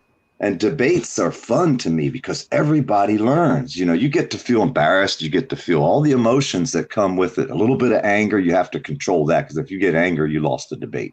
You didn't get angry at all. I didn't get angry. You lose. If you get angry, they won. Sugar. You know, that's a debate, you know. And nobody's fist fighting at the end of a debate. You know what I mean? It's like, I don't know. The only thing I got mad about was that you didn't read the private message and give me that name. I sent you an email, so hopefully you get it and you can send me that name. I sent an email the other day. I got so many emails. I do too. Like that quantum healing page, like when you email me back, if it takes a while, it's because I have to go through all. I mean, my whole inbox, hundreds a day, I'm getting from the quantum healing forum, so I have to go through and filter through to find you guys. So, but I am looking for it. So, because I want to check that out. Because don't. When it comes to things like that, I put a star beside it. I got a star beside all the ones that I have to go back over, and that way I can go back in and see which ones I put the star beside. That way I don't. Yeah, but I get a lot of them that I have to delete. You know? Well, can I do that on an outgoing? I guess I could. Huh? I go to my sent mail and go in there and star the one, and maybe it'll start when the response comes in and it'll stand out. Yeah, I'll do that. Honey, I'm gonna have to drop down. My phone is burning up. It's like overheating for some reason. So I wonder why. Misactivated. Mm. I don't know. It's time for a new one. I think What kind of phone you got? an iPhone 11 Pro Max. I've been watching a lot of people with them iPhones overheating. The one guy yesterday, it was 90 degrees, and his phone was cooking hot out on the side of the road. Yeah, And he was saying, I mean "No, it's not high. It's not hot in here, but for some reason, when every time I get on a panel, after a little while, it just really, really starts to get hot, and then the little Be careful warning of your sign comes on and tells electronics. me I need to give it some cool time. Watch your electronics, sugar, well, they because got that's cooler packs. something. Hang on, They've got pediatric, because little freezer packs you can buy for the phones to keep them cooler now. Oh, really? you Yeah, will there's little food affect packs. your electronics. Let me shut up, farmer. Don't make me mute you. Anywho, as this is clicking more and more and more and more and more into your knowingness, the electronics around you will start being impacted by it. So just be warned of it. Try when you see that happening, just kind of try to pull things back onto yourself. Okay. Is that Yeah. why every time I use a credit card machine, it does weird shit and goes into different colors and all kind of strange shit happens? And the lady's got to come out there and push all kinds of buttons and re-swipe my card for me. Ugh. You're what I call a hidden one. Me too, because I ended up having to get a new ATM debit card because every time I go to the ATM, it shuts down. Like it says it's dispensing cash, but nothing comes out. And then I have to get somebody to come and, correct it. And it's like always happening to me. Like, yeah, I thought that was just me that shit happened to. nope, it happens Damn. to me too. I go to the Good. I don't grocery feel so store alone. and they ring up all my groceries, and then I go to ring my card and their computer will shut down. Things like that happen to me constantly. Normal. That's weird. I think we got too much electricity in us. I don't know what it is. Well, you're like I said, you're like a hidden one. I mean, you're so hidden that you can't even like recognize it in yourself. She's recognizing it herself, and she's going to become proactive with it.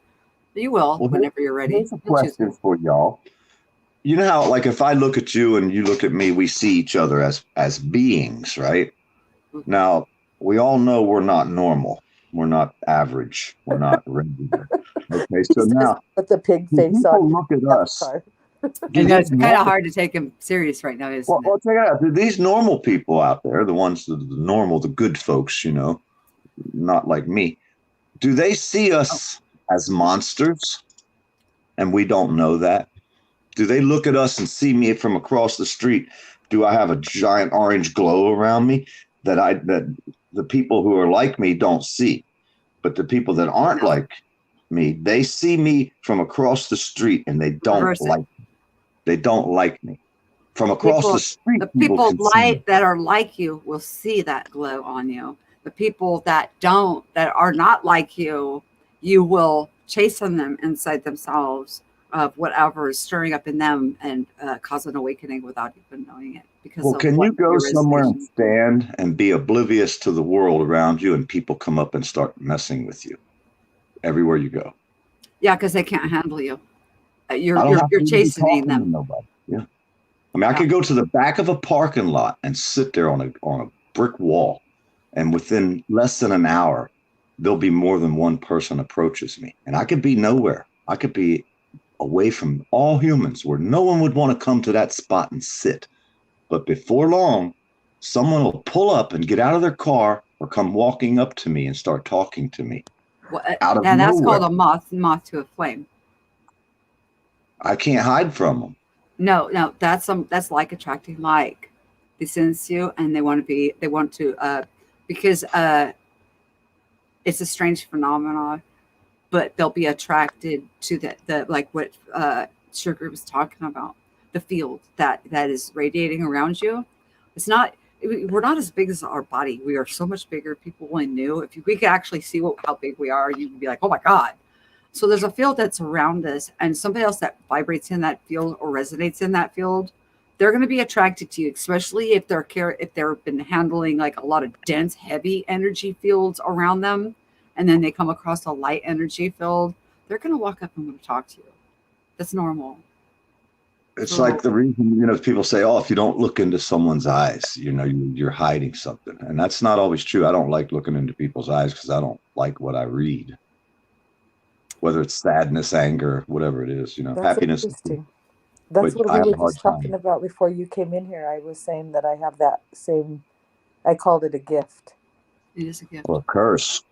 or a No. I curse. call it a curse. I know it could be both because you don't know what you're going to get, depending on who you're looking at, but still you see it. And that's just you remember you. That's all. That's all it is. There's nothing to fight about. I mean, it's not, don't fight it or don't do what I did. Don't think you're possessed by the devil. Don't think all this crazy stuff. Just flow with it, allow it to grow, allow it to bloom, and move with it. You said possessed by don't feel possessed by the devil. And there is no devil. I know, I But I've always felt like, how some people will describe themselves as a black sheep of the family. I feel like maybe not a black sheep of the family, but I feel like alienated sometimes. And do you understand what you're doing for your family though, even though you're considered like an oddball or maybe looked at a little differently? You're covering them with a blanket. Like what you're doing, that's whatever is going on within you is like throwing a blanket over them. And then what they see when they leave, they'll see what the blanket that you wove over them, and they won't judge themselves to a repeat. You'll see what I mean soon. You'll understand it. I'm It'll make kind a of lot getting more it. sense.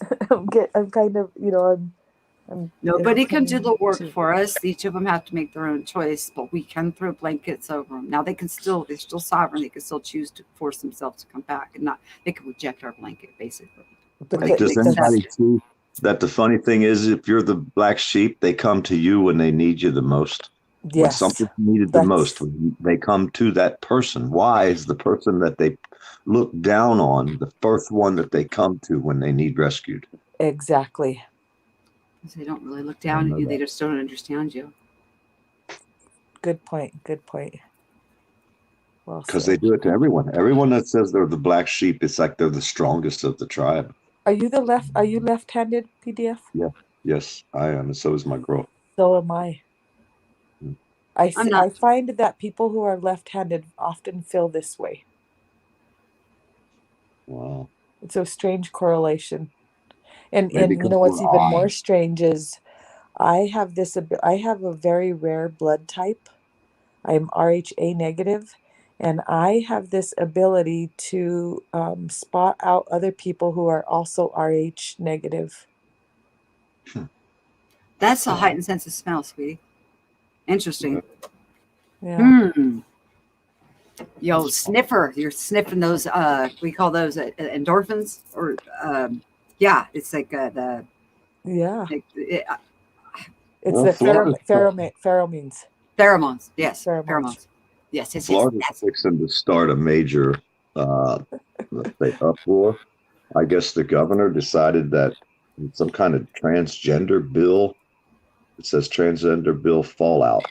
I guess the governor in Florida signed a bill stating that only women can compete in women's sports because the transgender males that are signing up with the women's sports are basically dominating the sports.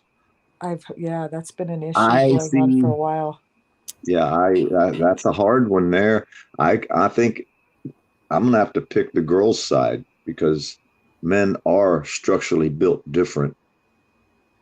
And if you're a male, you're a male. You have different muscles. You have different ways to build your muscles. And I don't think a female can compete against a male, even if the person is a transgender person. I think they have the advantage over a female because they're male. That's my opinion. Does anybody disagree I with have a PDF. I get a lot of, I don't like to use this word, but I get a lot of shit about my old-fashioned values and beliefs when it comes to genders. Right. I understand that people have the choice to be whatever gender they want to be, Right. but Freedom. I'm still old-fashioned, and I still like to, maybe I'm being ignorant and naive, but I still like to think of men and women well. as the only Let me gender. pose this question: Is it are men when they're competing in sports of any kind? Are they allowed to take steroid supplementals or hormones of any kind to enhance their abilities. I don't think so. So it's right. Pretty They get sure they don't. disqualified if they're Horses are caught not juicing, right? allowed. The So if dog they get races caught, are not allowed. if you're caught juicing, you're disqualified. You're out of the sport. Correct? Yeah. Should go both But ways. I look at it like this. You look at guys, and to me, you look at a guy, he looks hard. When you look at a girl, she looks soft. To me, that's just the way it is. And for a soft person to battle against a hard person, I don't think they have a chance. I mean, they might win every once in a while, but in the majority of times, I don't think the female's going to win. PDF, my grandson is 16 and he plays on a wrestling team for her varsity at school. And this past year, they have implemented females into this wrestling. Oh, that would be good for me. Oh, no. I'm sorry. I can't. He's struggling. He's every single time he comes up against a female, because we've always taught him to protect females. I believe in chivalry, and I teach my children. I hear what you're saying. Okay. I teach my children that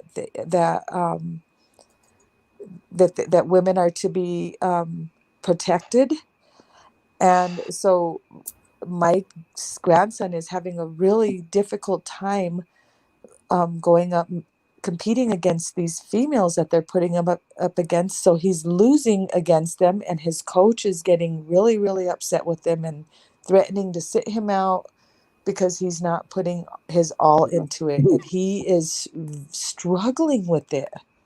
Yeah, but it's not that it's not just one thing either.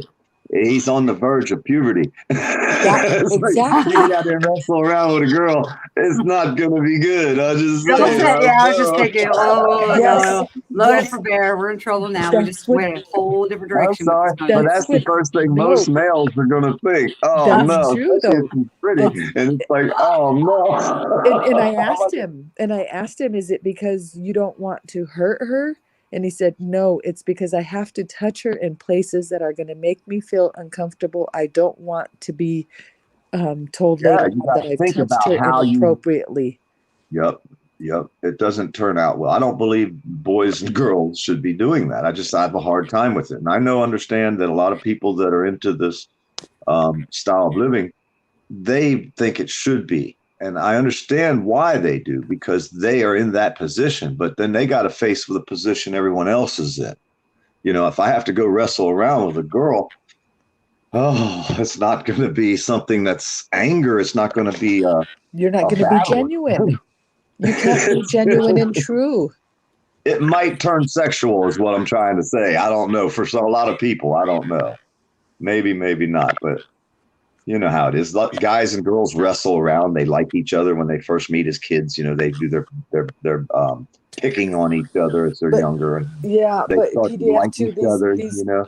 These girls that are wrestling are they have more of a masculine body than these boys do. No way. They're butch kind of. They still soft though. I don't care. They still got soft spots. I'm just saying that. Yes, they do. When guys touch a soft spot, so to speak, it's like guys like that in a lot of cases. A little bit too much if you wrestling around on the floor. That wouldn't be good. Yeah, he's struggling. Yeah, I don't know what kind of advice to give him except for to follow his heart and do what he thinks is best. And as he's doing this, stand up for what he believes in. And you got to look in the mirror in the morning when you walk up. First thing you should do is you should look in the mirror every day and see who you really are. See what you've become. Tomorrow you're going to be different. The next day you're going to change again. And then you get to decide, who do you want to be? Pick your values and stick with them. And everybody says morals. Well, I don't believe in morals because they change. You can have good morals, you can have bad morals, but they're going to change depending on the position you're in that day. So morals aren't something that you can just follow forever and have one set of morals. There's no possible way. They change, because you could have morals, but then you get put in a position where your morals are going to have to change to survive. Well, morals change. So that's where now you talked about virtues and vices, not morals. Your morals can stay consistent. and your virtues stay consistent. But what are we judging people's vices and making determinations on that, or are we really following our compass of our heart, which is what is the moral, righteous thing to do? Because I would like to wrestle around with a girl, but sure, I'm but old now. okay, but you are not oppressing her because she's there voluntarily.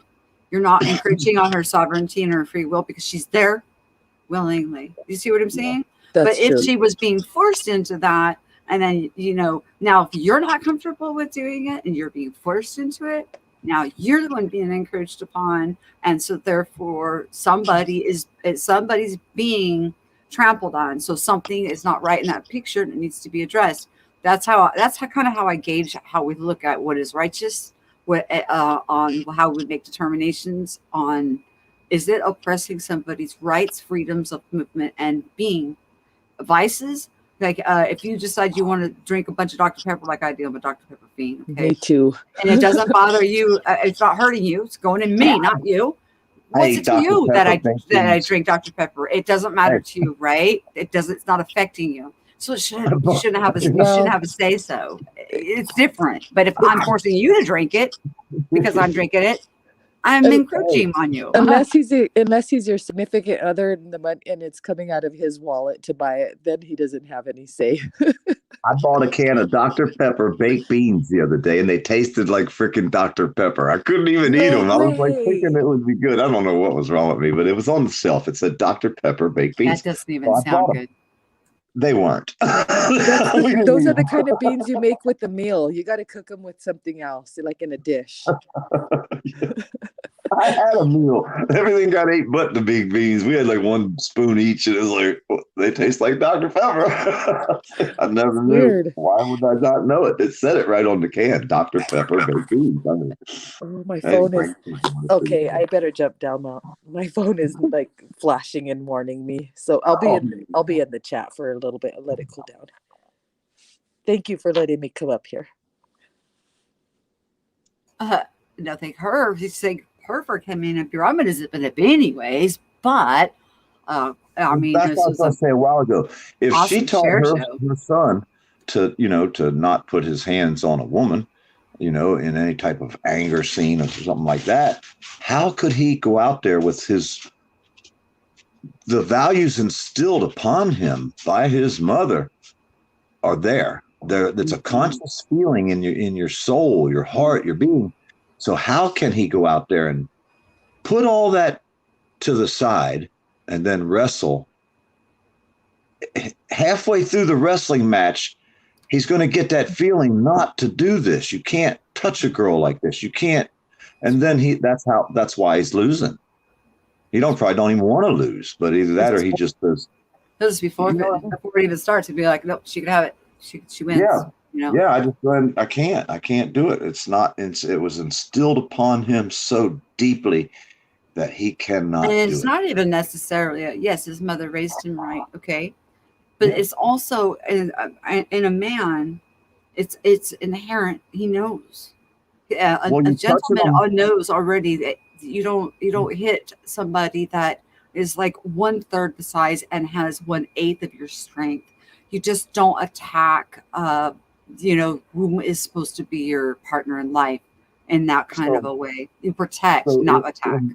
In that, how can you say that a man, even if he's transgender or whatever, can fairly compete against the female?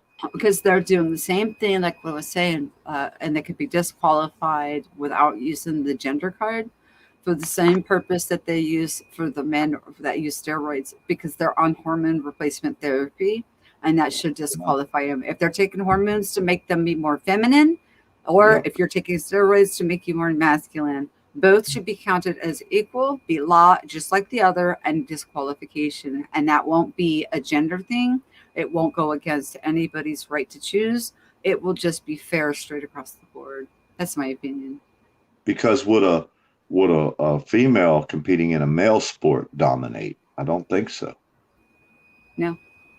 I really don't. I don't think. I don't know. She could be juicing, But then again, Well, wouldn't that that's what I'm saying. disqualify her? Work this out. If she Yeah, added a penis to herself and buffed herself up with steroids, would she be able to compete in that male sport? Would she have to go would through she what all the other guys did, and she would be disqualified? Same way, would she same rules. dominate? Even if you gave her the extra drugs and said they were legal because they weren't for, enhancing your performance. It was to, do whatever, your intention was. Yeah, it doesn't matter. Would any female ever dominate in a male sport? I don't think know. so. I watched a long time ago. I used to watch this show called Entourage, and Turtle was one of the characters. And there was a wrestler. She was a female, and he wanted to go out on a date with her, really super bad. And she's like, "Fine, fine." She said, "You last a minute in the ring with me, 1 minute, and I'll go out to dinner with you. I'll let you take me out to dinner." And he's like, 30 seconds. And she's like, "Deal." I mean, his arm got snapped out of it. His shoulder got dislocated. She had him in the scissors. I mean, he's like about to get tapped out, and he's yelling to that other guy. He's like, "How much time do I have, Vince? How much time? 5 seconds. Just hold on. Just keep that shoulder up. Keep that shoulder up."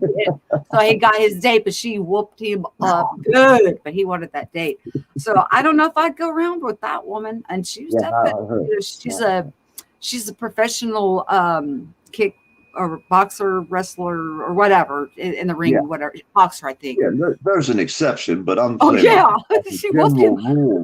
Yeah, he looked like he looked like the softer sex when he stood next to her. I mean, it's like, oh my god, little guy, man. She picked on the little guy. He's not a little guy though. I mean, then the next season came on, he was all ripped because he was kind of a little chubby guy, right? And then then another season came, and he was buffed up, took care of himself. I don't know what he did in their off season, but he looked fantastic when he came back for the next season. Girl, don't do that to me again. I'm going to lift some weight. No, I mean, it was just part of their, of the storyline. But when they did do the next season, he really looked wonderful. He really chiseled up and looked great. But yeah, even him coming back looking great, even if he stood next to her like that, ripped and everything, man, she was like a mountain of a woman. Talk about an Amazon woman. Yeah. So hey, we got some Southern girls down here like that now, I'm telling you. They say it's a smart woman that outweighs her man. Smart. I don't know what they say behind every great man is a very strong woman. Yeah. He wouldn't be where he's at if it wasn't for it. And it goes both ways. Behind every great woman is a very strong man. It's a unit effort. It's a group effort. It's a partnership when it comes to those. No one stays strong forever. Everybody has their turn, and then that's why I think a lot of 50% or more people are divorced in the United States because Sugar said they call them around here corn-fed women. Well, when it's the guy's turn or the girl's turn to stand up, they don't, like everybody has down times in their life, everybody's up and down, it's like, it's right now, it's my turn to stand up. So that's what I have to do. But other times in life, the past 40 some years, it wasn't my time. It was her time. She had to stand up because, I was broke or whatever, broke my neck, whatever. And it goes back and forth throughout the years of being with someone. And when it's your turn, if you're one that'll just run away instead of take your turn, well, that ends up divorce, So, and I think that's where, with my girl and me, we never had anyone. We never had no family to back us. It was just her and I. So if we didn't do it, it didn't get done. And we left our home state, Pennsylvania, moved to Florida. So we had no one to help us throughout our life. I think that helped us stay together. Because of that reason, we didn't have nobody else to draw on. You know what I mean? It's like it was her and me. That was it, and it's always been that way. But and the same token, though, the oneness that everybody is as a community, we are all one. We're individual ones. We all come from the one, and then we understand the uniqueness of each one, and the rights to be. So it was your right to leave the home. And actually, that's one of the big steps when I got that Sanskrit, and it's funny that you say that. One of the biggest steps going towards this, which the end goal was the word that he kept saying to me with a smile on his face, is Moshe. And I was like, what the heck is that? I thought it was Moses. Okay, that's what I thought he was saying. Nope, that was not Moses. Anyways, one of the steps to lead towards Moshe is to leave your home. You walk away from all of that, all of those ties and attachments, and you find your own way. You find your own self. You find your own personhood in that adventure. It's a very I know that you say, oh, we had to do this. We leaned on each other. Actually, you made a huge step towards self development on understanding who you are by the actions that you did in life. And you wonder why you have people walk up to you that you don't know and just start talking to you. And you wonder why these strange phenomena happen. You wonder why people are not comfortable in your field and do these crazy things. Well, you need to think about kind of think of the things that you've done in your life, and then understand it a little more, see it from a perspective as an observer, and see the strength that you've shown as an individual. I don't care how small you are as a person. I know you're just a little guy. I saw you with the black, like old black baseball cap on.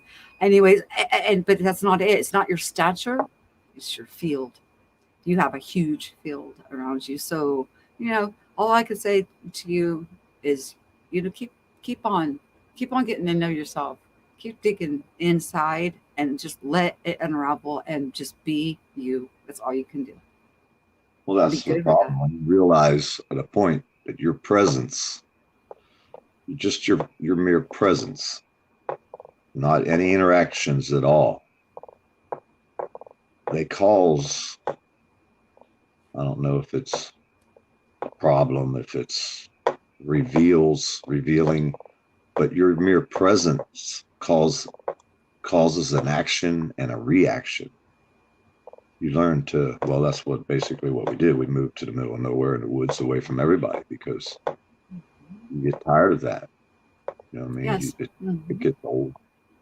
And the more that you disconnect, the more that you step away from the world, the less involvement that you have, the more you're going to discover about yourself. And then as soon as you know yourself through and through, then you'll step back in the world and things won't trigger you or upset you. You'll walk through it with such a peace in your heart that people won't understand. They can come after you and say whatever you want. And you just be like a duck with water running off your back, like whatever. And it's just a process. It's just a process. So I'm way too angry, way too frustrated that's part of it. to put up with it. So I retaliate back. And then they really don't like me because I'm really good at pissing people off when I want. But it's not, okay, are you retaliating or are you giving righteous anger? Do you know the difference? Not really. I don't think there is such thing as a righteous. Yes, there is. There's a huge difference. Yeah. Here's the difference on when it is a righteous judgment against somebody. If they are oppressing, subverting, or taking away somebody else's divine right of movement and free will choice, and they're oppressing from their own ideals between their ears, then kind of like right. If I say what's wrong with me saying fuck the police if they're out there robbing, raping, killing, and pillaging? How are my words worse than what they're doing? Sure, don't use the F-bomb. I guess that would be righteous anger, maybe. Well, when you see any, I don't care what uniform, I take the uniforms off. I don't care what their label is. I don't care what they think that they do. There's nothing that makes anybody here. There's no hierarchy. It's equality. If you are mistreating anybody, you're breaking spiritual law, and you will have to come back. Your books need to be balanced, or you will come back. And this is where we're at here to get the biggest expansion experience. It's the most distance that we ever have from the Creator. This is considered Sheol. This is considered school. This is considered hell. If there's hell, this is it. So, with that being said, how many times do we need to repeat before we want to expand and explore? And that's up to them. They need to choose for themselves, just like we're all sovereign. We have to choose for ourselves.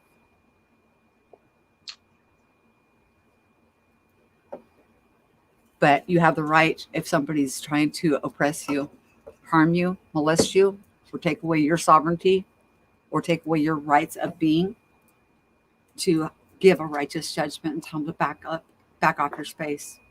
They don't have Well, the it's right. funny because this guy was out here the other day. He's an ex-cop threatening me for a couple weeks. I think he poisoned my dog too. But when he sat there and just come out on my Yes, live, that's the name I went. I'm upset about that whole deal. Let's not even talk about it until I can. Once I here's get what the I name, got I'm gonna look and I'm gonna call my brother. check this out. Here's what I got out of it. And it's kind of strange that this is what I've seen. Out of everything he did, I don't know that he did that to my dog. I just have that feeling. I'm probably wrong, but that's my feeling. But either way, out of everything that he said and did, he made me smile because he said, "Yeah, you came to my house about 10 years ago and fixed my air condition and charged me 2 packs of cigarettes." I said, "Yeah, that sounds like something I would do." It made me Oh laugh. my Out of God. all the shit, it poisoned my dog, everything. My dog almost died. And I still sat there and laughed and said, "Yep, that's the kind of people I'm dealing with. A person who I fixed their air condition 10 years ago and charged them 2 packs of Marlboro."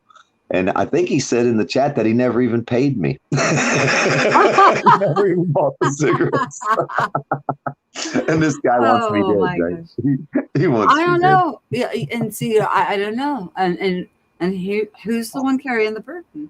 That's And him. I'm That's just, his problem, not yours. You just, I would say, dude, but that you've to got me, problems to work out, man. that's how I lived my life, though. You know what I mean? I did that. I actually did that and never even thought about it till 10 years went by. I did that for so many people in my life, and I just don't even remember it that I've actually done that for people. I actually fixed somebody's shit for 2 packs of cigarettes, and I never even Random got acts paid. of And I kindness is in never your thought nature. about it again. I went on about my life. That's up That's to right. him. He remembered that though. That was He, still sitting heavy on him. yeah, see, but you understand the concept now, right? Yeah. You understand your deeds, and you're not even holding on to them. You're letting go of them, and then you're wondering, okay, well, how come these people? I don't know, and they just want to have casual, good conversation with me. Hello, you're answering your own questions. And you I mean, got come people on. that you've helped and you've saved them for some way, and then they hate you down the road, and you didn't do anything illegal, nothing wrong. All It's I did was jealousy, hold up honey. the That mirror. if they want what you have, they feel it. They feel something going on in you, and they want it for themselves, and they don't know how to get it. I And wonder what if they it was don't eating him understand up is though. that you don't know how you got it. And when you Hey, do, then you'll help them. I wonder how many times he thought in the last 10 years about him not paying me for a job that I did for him. Mm, Did that eat yeah. him up throughout his whole life? I hope it did for the last 10 years. I hope he woke up every day thinking about that guy fucking came and fixed my air, and I was supposed to buy him a couple packs of cigarettes and I never did. Or did Your he laugh dog. about Your it? Did he dog. laugh? Your dog is an indoor outdoor dog, huh? Mhm. Hmm. Yeah, Yeah. my No. dog's Nobody. It was yeah. not. It wasn't a deliberate thing. He ate something that he ate something himself, and it made him sick. Well, It see, just that's the made. problem. My neighbor dog down the road got sick too. Yeah. They nosed into something. They got a hold of something, and it wasn't good.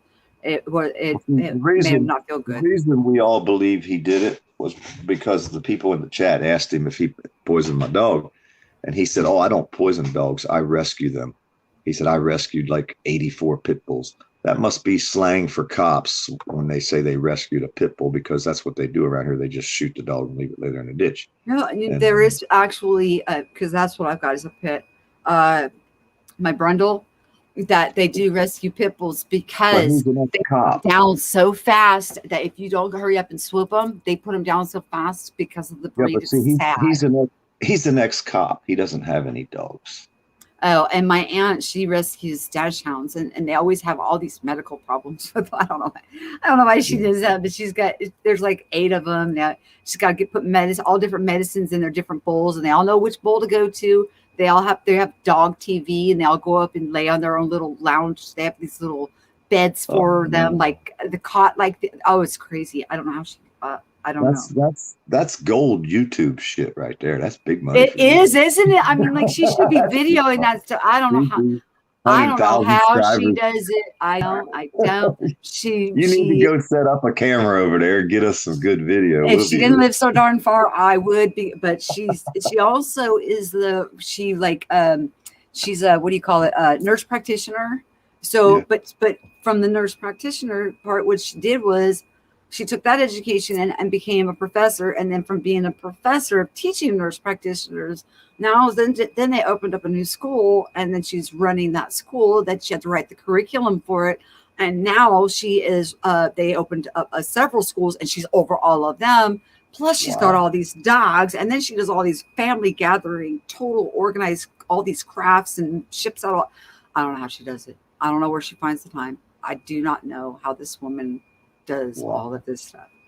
There's some people that just blow my mind.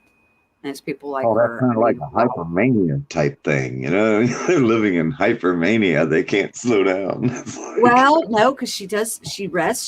She's about when you if you were to meet her, she's about the most down to earth, mhm. relaxed, laid back, Damn, easygoing I'm person jealous. you would ever meet. You would love her to death. I'm She, jealous. Why can't I be like that? you are like that. Shush. Oh, God. Oh, whatever. Whatever. You're so funny. You just like to jack with me. You like to try and see if you can throw me off guard, but I you wish can't. I really Stop. wish I was more the way you just pronounced her. I wish I was more that way because I know I'm not, you know. But Oh well, bored. if I couldn't see right through you, um, maybe you could have fooled me. I'm not happy unless I'm working hard. I don't know why. I just enjoy That's getting. that's your own hang up. Get over it. I like If unless creating you things. enjoy it, if you enjoy it, that's Hey, different. I like creating things, you know. I like walking into a job and when I leave there's a working system. You know what I mean? There was nothing when I Yeah, got there. When I left, there's a working system. What and and it don't that matter what. brings you what happiness and joy and Yeah, satisfaction, right? Makes you I'm happy. happy. I'm happy to leave that job and go to the next one because I hate staying in the same place too long. It's like, Well, okay. Well, so then you're doing something that brings joy to you. So there's nothing wrong with that. that's why I started carving them sticks because when I I got want done, one of it those, was by the way. cool. I want one so bad, but I want you to pick the stick, and I want you to kind of like just Yeah, allow it to talk to you to do, and then and then pick up your energy vibe that you do with that, and um, because I know you can do this. oh, I've seen your work. the last one I carved, it was going to be so freaking cool. And then it fell and the handle broke off. I was so angry. I haven't carved one since. I throwed it out the front door. It's still laying out Oh in yeah, the but I know that the wood will talk to you, and it'll be so uh, perfect, and I will just love it, and just tell me when well, it's ready I and how was much going and to all that. throw it. Yeah, I was going to throw it in the fire pit. I was so angry. And then I thought, well, you know, maybe I can doctor it up a little bit, you know, maybe I can make it work somehow. I've But seen what you what do. I'm Yeah. so angry because this is what happened. The nose Oh, broke off. It was going to be a oh, perfect nose. Let me see if I can get it around here like this. See how I had the nostrils? oh my goodness It was gracious. going to be, and that was the handle where you held on to it when you walked, you Hmm. know, and then it fell and it broke the wood clean off right there. So I was like, I throwed it out there. It's got like four faces on it. I mean, I really spent a lot of time on it. And then it Oh. broke. I was just so angry. I haven't Well, carved enough. when it comes to my small is good. I don't need a walking cane or anything. It's not for that. It's for the art of it. Yeah. It's for the. It's going to have more of a sentimental, personal value to me than anything else. Well, It's I'm not. slowly starting to carve again. Hey, I'm pretty. gonna get that. I love it. I mean, I like the finished product. I like carving. I'm not that good at it as compared to a Oh real my carver. God. You know, I'm more. I call it abstract art. It's more abstract because, like, someone who's a real carver, they can start out with a block of wood and say, "I'm going to carve an eagle," and then they paint it, you know, and it looks like a real eagle sitting there. I mean, that's a carver to me. That's a master carver artist. I'm not that. I'm just a whittler. Okay, you're defining worldly versus nature, Yeah. So mine are abstract. I call them ugly sticks, but it's and abstract you're because a I never know natural. what. Yeah, You I don't do know it what I'm gonna come out with. naturally, and you're talking about somebody that's doing it in a worldly fashion, and Yeah. you're talking to me about apples and oranges. So I'm Well, sorry if I've I'm seen a giggling guy at you. carve a stick, right? And it has a snake wrapped around the stick, and he painted it, and we sat it up in the woods against a tree, and it looks like a snake crawling up a tree. That's a carver to me. That's a master carver. Like I say, I don't know what I'm going to come up with when I start carving. I usually look at it and I try to find one thing, whether it's eyes, a nose, a mouth, something that looks like something. That's the stick talking to me. It says, well, that looks like a chin. So if I carve that chin, well, now I can start working above it and put the nose, the mouth, the eyes, all that. It comes after I see something, but I have to see something first, like some eyes, a couple of little knots in the tree that look like eyes. And then I'll start there. And I don't know what I'm going to come up with till I'm done. And A they're lot of people beautiful. know what they're doing when they start. They know they're going to make See, and this. there's a difference. Do you understand? Do you see Yeah. nature versus a worldly way of producing something as a product versus letting your natural instincts and intuition guide you through the process? Do you understand the difference in which one's beautiful and which one's just manufactured, is commercialized? And that's why it's hard for me when they say, oh, I want this or I want that, I want this. I It's don't want hard. anything except for what comes from you that you feel would represent from you, how you ever you make I it and love present it. Otto the Watchdog sent me a stick. I was a diamond willow walking staff. It was long. He said, Wow. do whatever you want to do. Carve it, the whole thing, top to bottom, and then send it back. And they had that stick for I think they said they had it like 20 years. This walking cane, it was a staff. It was like 6 foot tall. And I had to cut a little bit off the bottom, but not much, about a couple inches. But I carved it all the way top to bottom. Well, now they just gave it to, I think Lacey R has it now, because I mailed it back to Otto and them, and they gave it to the guy. And then it was sitting in Eric Brandt's house behind him for a while. And now Lacey has it. But it's carved all the way from top to bottom. It's a black or a It's diamond pretty willow. neat the stories that even that stick can tell you pre your And then hands. what's really weird is there's so many like that. I've carved a bunch of sticks and shipped them out to people. But the one I sent to Bud Grower, it was he's not real tall, so it's a shorter stick and it fit him perfect. He said it's like it was made for him. And I said it was, because I made it and it sat here and I showed it around a few times and nobody really wanted it. It was like it wasn't meant for them. It was meant for him. And then when I went to mail it to him, I got into an altercation with a Karen and a cop and a Darren. And, it was really crazy. The police showed up and I made a good video of trying to tell them what my rights were in law. And I got trespassed out of 12 more stores. Huh. And because I went to the post office, I wasn't even there at any of them. So Okay, didn't have no time. you're fighting against the system. You're fighting against a beast system. It's one that treats people like animals, and you got to understand. You're not an animal, so it's okay. You're going to be okay. I'm standing there bewildered, trying to mail a damn walking stick. Got the police all around me. I'm like, what the hell is going on with these people, man? What's freedom? The lady says, we don't live in a free country anymore, she tells me. I'm like, Oh my God! Wow, you're like, duh. That's what I'm trying to point out here. all I'm trying to do is mail a damn stick, and the post office wasn't open for another half hour. I was going to walk around and show everybody this beautiful area. And before I made it 20 feet, some lady come out and start messing with me, tell me I have to have permission But to see, film. even with freedom, it's all in how we perceive. How do we perceive our surroundings? If I want to perceive myself as a slave, I will definitely. That's what I will live. If I perceive myself as free, that is exactly what I will live. They look at me like I'm a wild dog walking around snapping and barking everywhere I go. We are. That's how I'm treated. I'm sorry.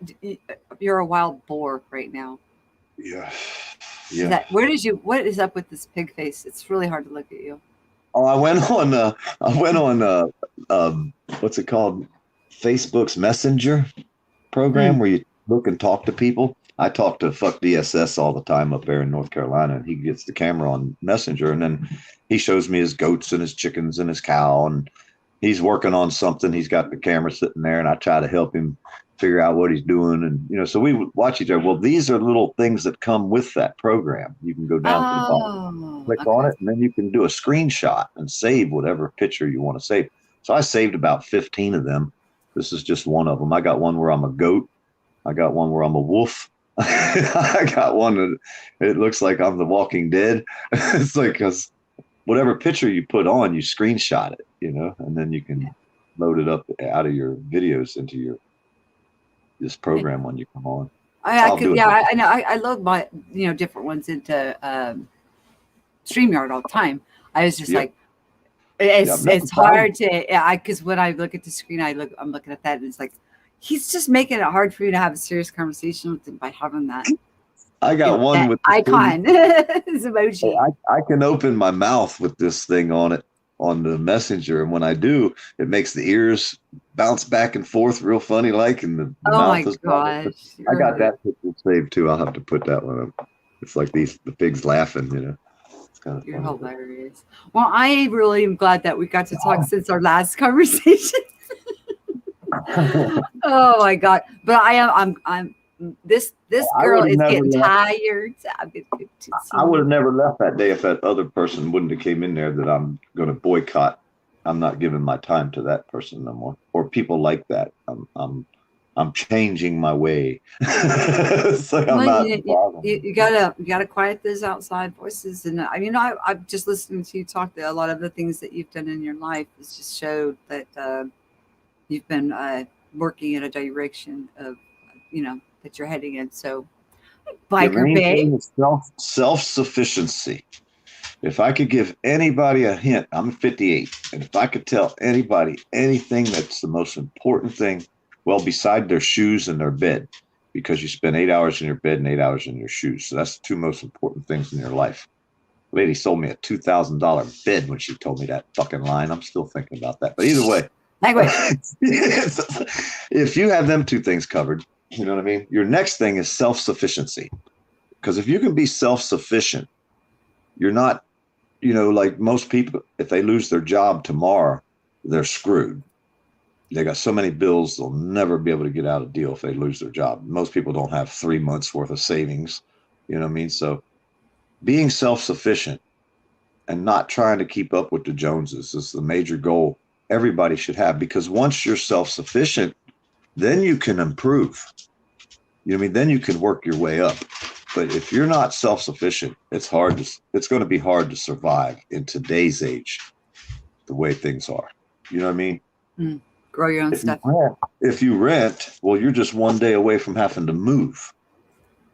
You know what I mean? Because one day you're going to have to move. If you're renting, you don't get to rent. But what do we take with us when we leave here? Nothing. Nothing. No, you go to the next realm. That's right. You take nothing from here goes with us. So, what is important? What we do get to see in that what we get to see in other areas, other realms is each other. That's what's important to me. I don't think when I leave this place, I'm going to look back. I've seen everything I have to see here. There's nothing left here for me. So when I leave this body and my spirit, or whatever you want to call it, goes to the next dimension, it's not going to be Earth. You know what I mean? Why would I look back? There's so much to see out there once we leave this body that, we're like a cocoon, basically, and we're growing. Our spirit inside us has to be strong when we leave this body. You know what I mean? And then once we go to the next place, we're not going to look back here. We've seen everything here. And you don't even look back at this place. This place looks completely different when you're outside of it. It'll be a dot in the background, like the dot in the future that you see, the light that you'll go to, however you want to look at it. But I think it looks like a piece of cake when you're outside of it looking in, until you come in and you forget who you are and you're stuck in the land of illusion. And then you're like, this is hard. Hey, can you kill an atom? I don't know. I've They never split the thought. atom to create the atomic bomb, right? Ain't that what how you word it? They split the atom or something. Well, I don't know if the human body can die, which is our avatar, and it's with atoms and vessels and all that itself. The body can. The body can die, but the spark inside of us is like no, an that's atom. energy. So you're talking about something different. That's different. But it's kind of like that. It's like an atom. It's a tiny little molecule. Your spark is just so tiny, but it's electricity. It keeps your heart beating. So we have a couple of things going for us. Number one, energy, which can't be created or destroyed. It only transforms. And then you're right. the essence that we get from the Creator, that divine spark, the breath, that is ether, that is the spirit. That too is eternal. But as for everything else, it decays just like everything else in this place. We can't take it with us. It has nothing to do with us. But with the expansion that we have while we're here, the lessons that we learned and the growth we take with us, we get to expand in our conscious awareness. And consciousness is, again, back to the electrical with your soul, the divine part of us. But when it boils down into the ether, we're dealing with energy, and energy, like I said, can't be created or destroyed. That's what I believe. I don't believe when you die, you're just dead, and that's it. I don't believe the spark goes out. I don't believe that. No. You can't die. There's no such thing. We only die in this realm. So I don't believe also that there's some invisible guy in the sky. I don't believe that. I believe we are judging you. You're bad. And then another one going, no, you go to hell with me. No, there isn't. You're right. I used to want to think that because that's how I was raised. That's what my relatives told me. They taught me a certain religion, which over 5,000 religions in the history of mankind. I hope there is something inside of you that is so pure that it is buried within us, and it stays quiet because it's ever present. It's that part, that piece of God that is within you, that is shared, the essence being created. You were created by God, created it in his image, his likeness, given dominion, sovereignty, blah, blah, blah, blah, blah. Okay. That part of you will be the one that judges what you did to your brothers and sisters who are also divine here, and will be the one because it's completely pure. So basically, you are your own judge. You. It's not a being, because that being only sees you as perfect and unconditionally loves you. You are going to be the one that sees it if you've hurt other people and if you have any kind of debt on the books. You. Strange, but you'll see. You'll see.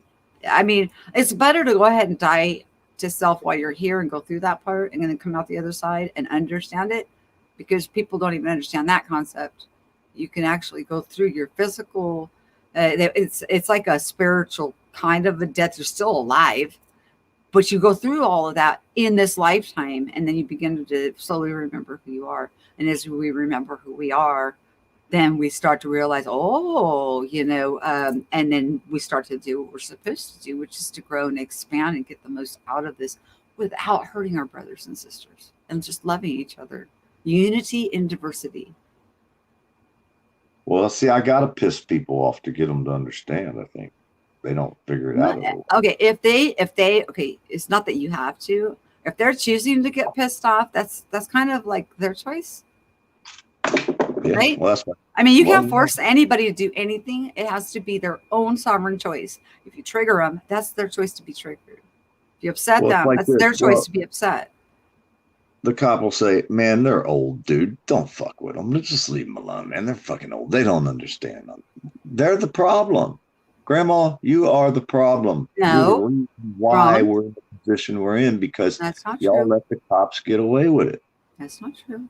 It is. It's like when I filmed their tag, the old man's like, he walks up to 3 cops and says, are you going to do something about him filming my tag, or am I going to have to call somebody that will? And I'm thinking, who the fuck's he going to call? He's got 3 cops standing here. It's like, what the fuck are you going to call the Ghostbusters because I videotaped the back? You just love to potty mouth my channel. Stop it. I'm going to find you with a bar soap, dude. Oh, I forgot. Listen. And listen for a moment. Okay? I want you to, because I am going to close down the stream, but I want you to listen to this one thing. You have authority over one being. You get to make all the decisions that you want. Everything is your choice over one being. And that is yourself. Whenever we are outsourcing responsibility or saying it's their fault, they did this, that, we are blame shifting, and we don't, that's oppressing. That is subverting, and that is restricting through energy, because we're constantly sending energy. You are aware that you've got a large field around you. You need to mind your field, because your field can harm people that are good natured and can do harm. So you got to be careful. Know who you are, know your power, Know yourself and understand that how you wield that power around can actually snatch life out of people. And that's where we get in trouble when we leave this place, because we'll see it. And then that's how we send ourselves back in. And I just want to close it with that, because because that's not you. You really, you want to stand up for the underdog. You want to see balance. You want to see equality. You don't like oppression. You want people to have the right to be able to be free and to move about. All of the things that you are shooting after, they are everything. It has to do with everything that has been bestowed upon you since the foundation of the earth. Okay. So it's not a bad thing, the passions that you have. It's just how we wield our power and our energy, that we have to be careful that we're minding our own and making sure we're not oppressing an innocent. And anything outside of self is considered an innocent. They make the choice whether they get triggered. And if they act up, that's their debt that they need to they're putting on their own books. Okay, so like you're going to evolve in the next year, well, tomorrow, a month, whatever. You're going to be, it's going to be new to you when you do evolve. So now you're going to have this new, whether you want to call it feelings or whatever, they're new. So you don't know how to deal with it. You have to learn how to deal with each one of these new. Why do you think it's so patient? It's so you have to change, and that's the hard part for anybody, changing, how to know when and how to change. And to be patient you have to be patient with yourself. And you have to, yes, people what, and we are the worst judges on ourselves, because we know we judge ourselves. And that's the hard part. Just be kind to yourself, be patient with yourself, because everything takes time. It's okay. You're okay. Yeah, but when you're an awesome guy, and I just really want to hear you on a radio show. I know you're doing what you think is right. You got a whole bunch of people against you. Now you're trying to evolve. You're trying to change how you and who and what you do, but you have so many negative forces battling you that you're confused now. You don't know what to do to change. Well, how do you quiet that? What do you do to quiet those loud voices outside of you? What is your mantra? I don't leave the house. I stay home. Good for you. Good for you. Good. That's what I want to hear. I want to hear. How do you shut up those outside voices that can be louder? The world can be very loud. I wouldn't have to leave this house for months. I could stay here and not leave the house for months. And be at complete peace. Yeah. I could, as long as I had air conditioning, but I wouldn't need nothing. You know what I mean? I'm self-survival, self-sufficient here. I go out and buy a couple $300 worth of groceries. I don't have to leave for another month or two if I wanted. I could stay here for longer, probably. I could probably stay here 6 months and never leave this property. So my question to you is, why, when you go to these other places, because that the people that are here are very in tune. People, my group is small. We're a small group. It seems to thin out the further we go on this path. Why do you play these parts when you go to other places? Because of when like that you're acting. Mm-hmm. I don't go anywhere to act. I go there to. Yes, you do. We were totally acting with each other the other day. We were. That's not really acting. That's a battle of opinions, battle of wits. We were playing with each other. Yeah, because like I say, after it's over, I don't even remember what we were even talking about most of the time. At that time, we were having a good, fun conversation, getting our points across. But once we got them across, I don't dwell on it later. I forget. I forget who popped in the room that day, and it pissed me off, and I left. I don't know either, but we were having a good time. Somebody that I didn't like, and I was like, I'm not going to be on a panel. No, you just wanted to. You wanted to grandstand the show. I knew what you were doing. No, let me think. You grandstanded. You were like, ta-da! You took your bow and exited. it was my arch enemy, Defend, came in there, and I'm never going to sit on a panel with him ever again, without totally cussing him like And I'm not going to say anything else, but that's the reason I left. Not because we'd still be in there debating if it was up to me. Oh, we're done. You had already conceded several times, and then you came up with something else and gave me more, and it was fun. But yeah, I mean, I had a blast. So it's like that's how you do things. So it's like I don't know. I like that. I like having good debates. But that was stimulation for that. But I mean, I'm just saying that. Some of I know what it was about. I just remembered. See, I got 2 brain cells left. It's about disability placards. Start the other one, yes. And the papers. And you know what? And then you realize that you had to show 3 pieces of paper versus 1 that didn't have any personal identification. I mean, and you got mad about that. No, I never got mad. The papers to travel, I was right that day. You have to show your identification also along with that paper that you got. Yes, you do. Research it. I'll have a link. Only if you don't display the placard and you don't have the plates to be in that parking spot. And the placard is not up in the windshield. Do they have the right to ask you any questions about it? Keep reading. If it's not up there, then why have it? If you forget, like if you park there and you forgot to put the placard up, that's the only way they can even come up and ask you anything about it. Keep reading. I got that. I researched that day, and it says specifically with the disabled placard, it says you must show ID anytime an officer walks in. 90% of the people that are disabled and have to have another driver, they don't even have an ID. Yeah, but that's you don't have to have an ID. I don't know what state the way the you're law is written. Hey, and it's a federal law. It's not state. You must show your ID anytime an officer walks up and asks for it, and you must show that piece of paper. And that's what the law states. Now, they're not going to do it in most cases.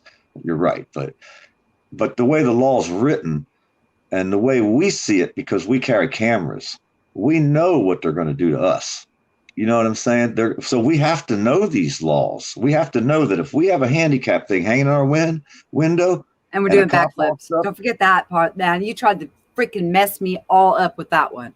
Well, that was going to extremes. Hey, that was going to extremes. That was no, you were trying to throw me a curveball. Don't be. Could you picture me doing backflips out the front door of the store? Yes, I was. My back hurts. I was completely watching you doing backflips to the car in front of a cop, and I mean, I'm visualizing this, and I'm like, he's just trying to throw me off of the debate. He's just trying to mess with my head. That's why I do that stuff. I know. You're just ornery that way, but that's why I like you. I like words. I like words. I like to make the words to where it's a picture. You can see the words. And I was trying to just, I was like, okay, well, I'm going to play with him. I'm going to mirror PDF. I'm going to do what he does. Everything he asks me, I'm going to twist it around on him like he does, because that's what you do. That's how you do it. Hey, and you always comment on what the other person said. Never come up with your own story. Always comment back on what they said, and it works. It's good. I got you conceded at least like 3 times, and then you threw grandma in, and oh man, it was on. I was like, no. I said, well, when grandma. Then I was like, everybody pictured poor old grandma. I did, and then I was like, okay. I know that was my cue. Now you need to be going and doing your homework before you even come at me. And it was like that good, perfect closing to a perfect show. That I mean, I was over here like. I had my toe in the door, and then you slammed the damn door on my toe every time. Almost had the door open. You loved it. You were thriving on it. I mean, you were having a good time. We were both having fun. I mean, nobody. But we weren't angry at each other. There was no anger. No. That's the part I liked. Yeah. And so that's why I didn't understand the come in and back. It was like, what are you talking about? What? we had this under control. It's over. Well, it was a show, you guys. The curtain went down. It's over. Hey, we did it years ago. We'd cuss each other on the CV out, and then at the end of the night, I'd say, "Hey, I'm going to bed," and they'd be like, "All right, man, I'll holler at you the next time you drive through my town." You know what I mean? Yeah. But see, it was a debate without shaming, name calling, belittling each other's education. Ignorance is different now. Somebody being ignorant does not mean they're stupid. So we didn't use any kind of a slander or shaming, or we had a clean debate. We showed how it's done properly, how you can have a difference of opinion, a difference of understanding without insulting each other. And I think we did a bang up job. That's what I think. Yeah. That's what Hey, I think. that's what I like to do. I mean, I love having them type of fun, and the different people out here are everybody knows something different, so no one's, like I always say, no one's perfect, but everybody knows No, something everybody's different. perfect, but everybody offers something else to the table, the buffet. Yeah, that's a good way of saying it too. Yeah, I like that. Yes. But either way, I know things that other people don't. The most college educated person in the world, wouldn't be able to walk with me for one day. I mean, they couldn't follow me for one day, a lot of them. So, but no, then because again, they need you to take care of them. Most college educated people are so taken care of because of they lean on that degree. They don't even know how to get their hands dirty. That's what if it's something really, like was to happen, it would be those people that would have the hardest time.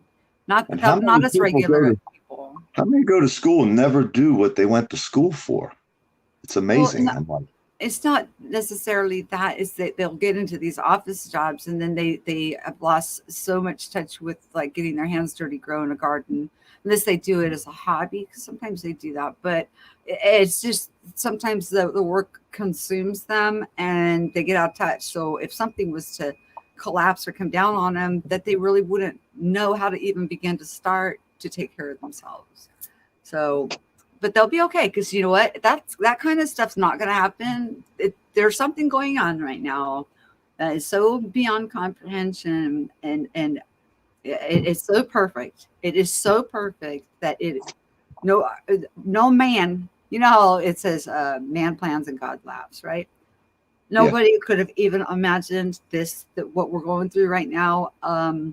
It is so amazingly perfect, and it's so beautiful, and it's so filled with unconditional love that it's just, I mean, I'm really excited about the times that we're in. And please you too look forward to it and keep walking it out daily, and do what makes you happy, what brings you joy and satisfaction, and stay in that place, stay you. And I just would love to hear you on the radio sometime. That's just my opinion. I haven't done anything since we did that last protest down there in Lake County.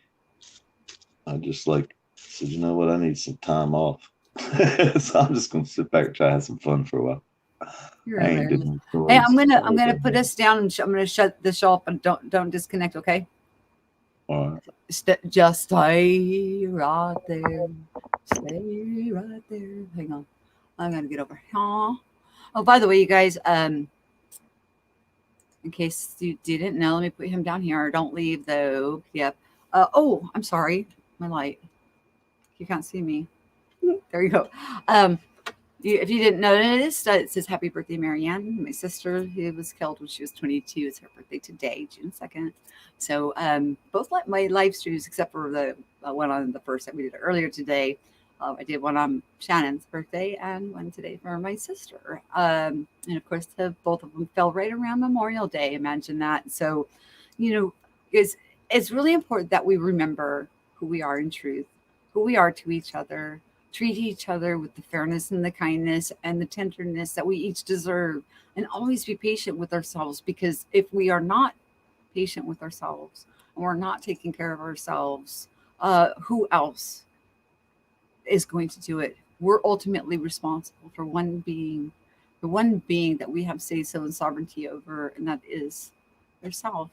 So any change that we want to make has to start here, and then it starts to ripple out and around us in that huge field in which that we encompass. It's really a beautiful thing. And let me see, where am I at? And so with that, you guys, always share what you know. Listen so we can grow. And I love you all so much. Peace. Talk to you soon.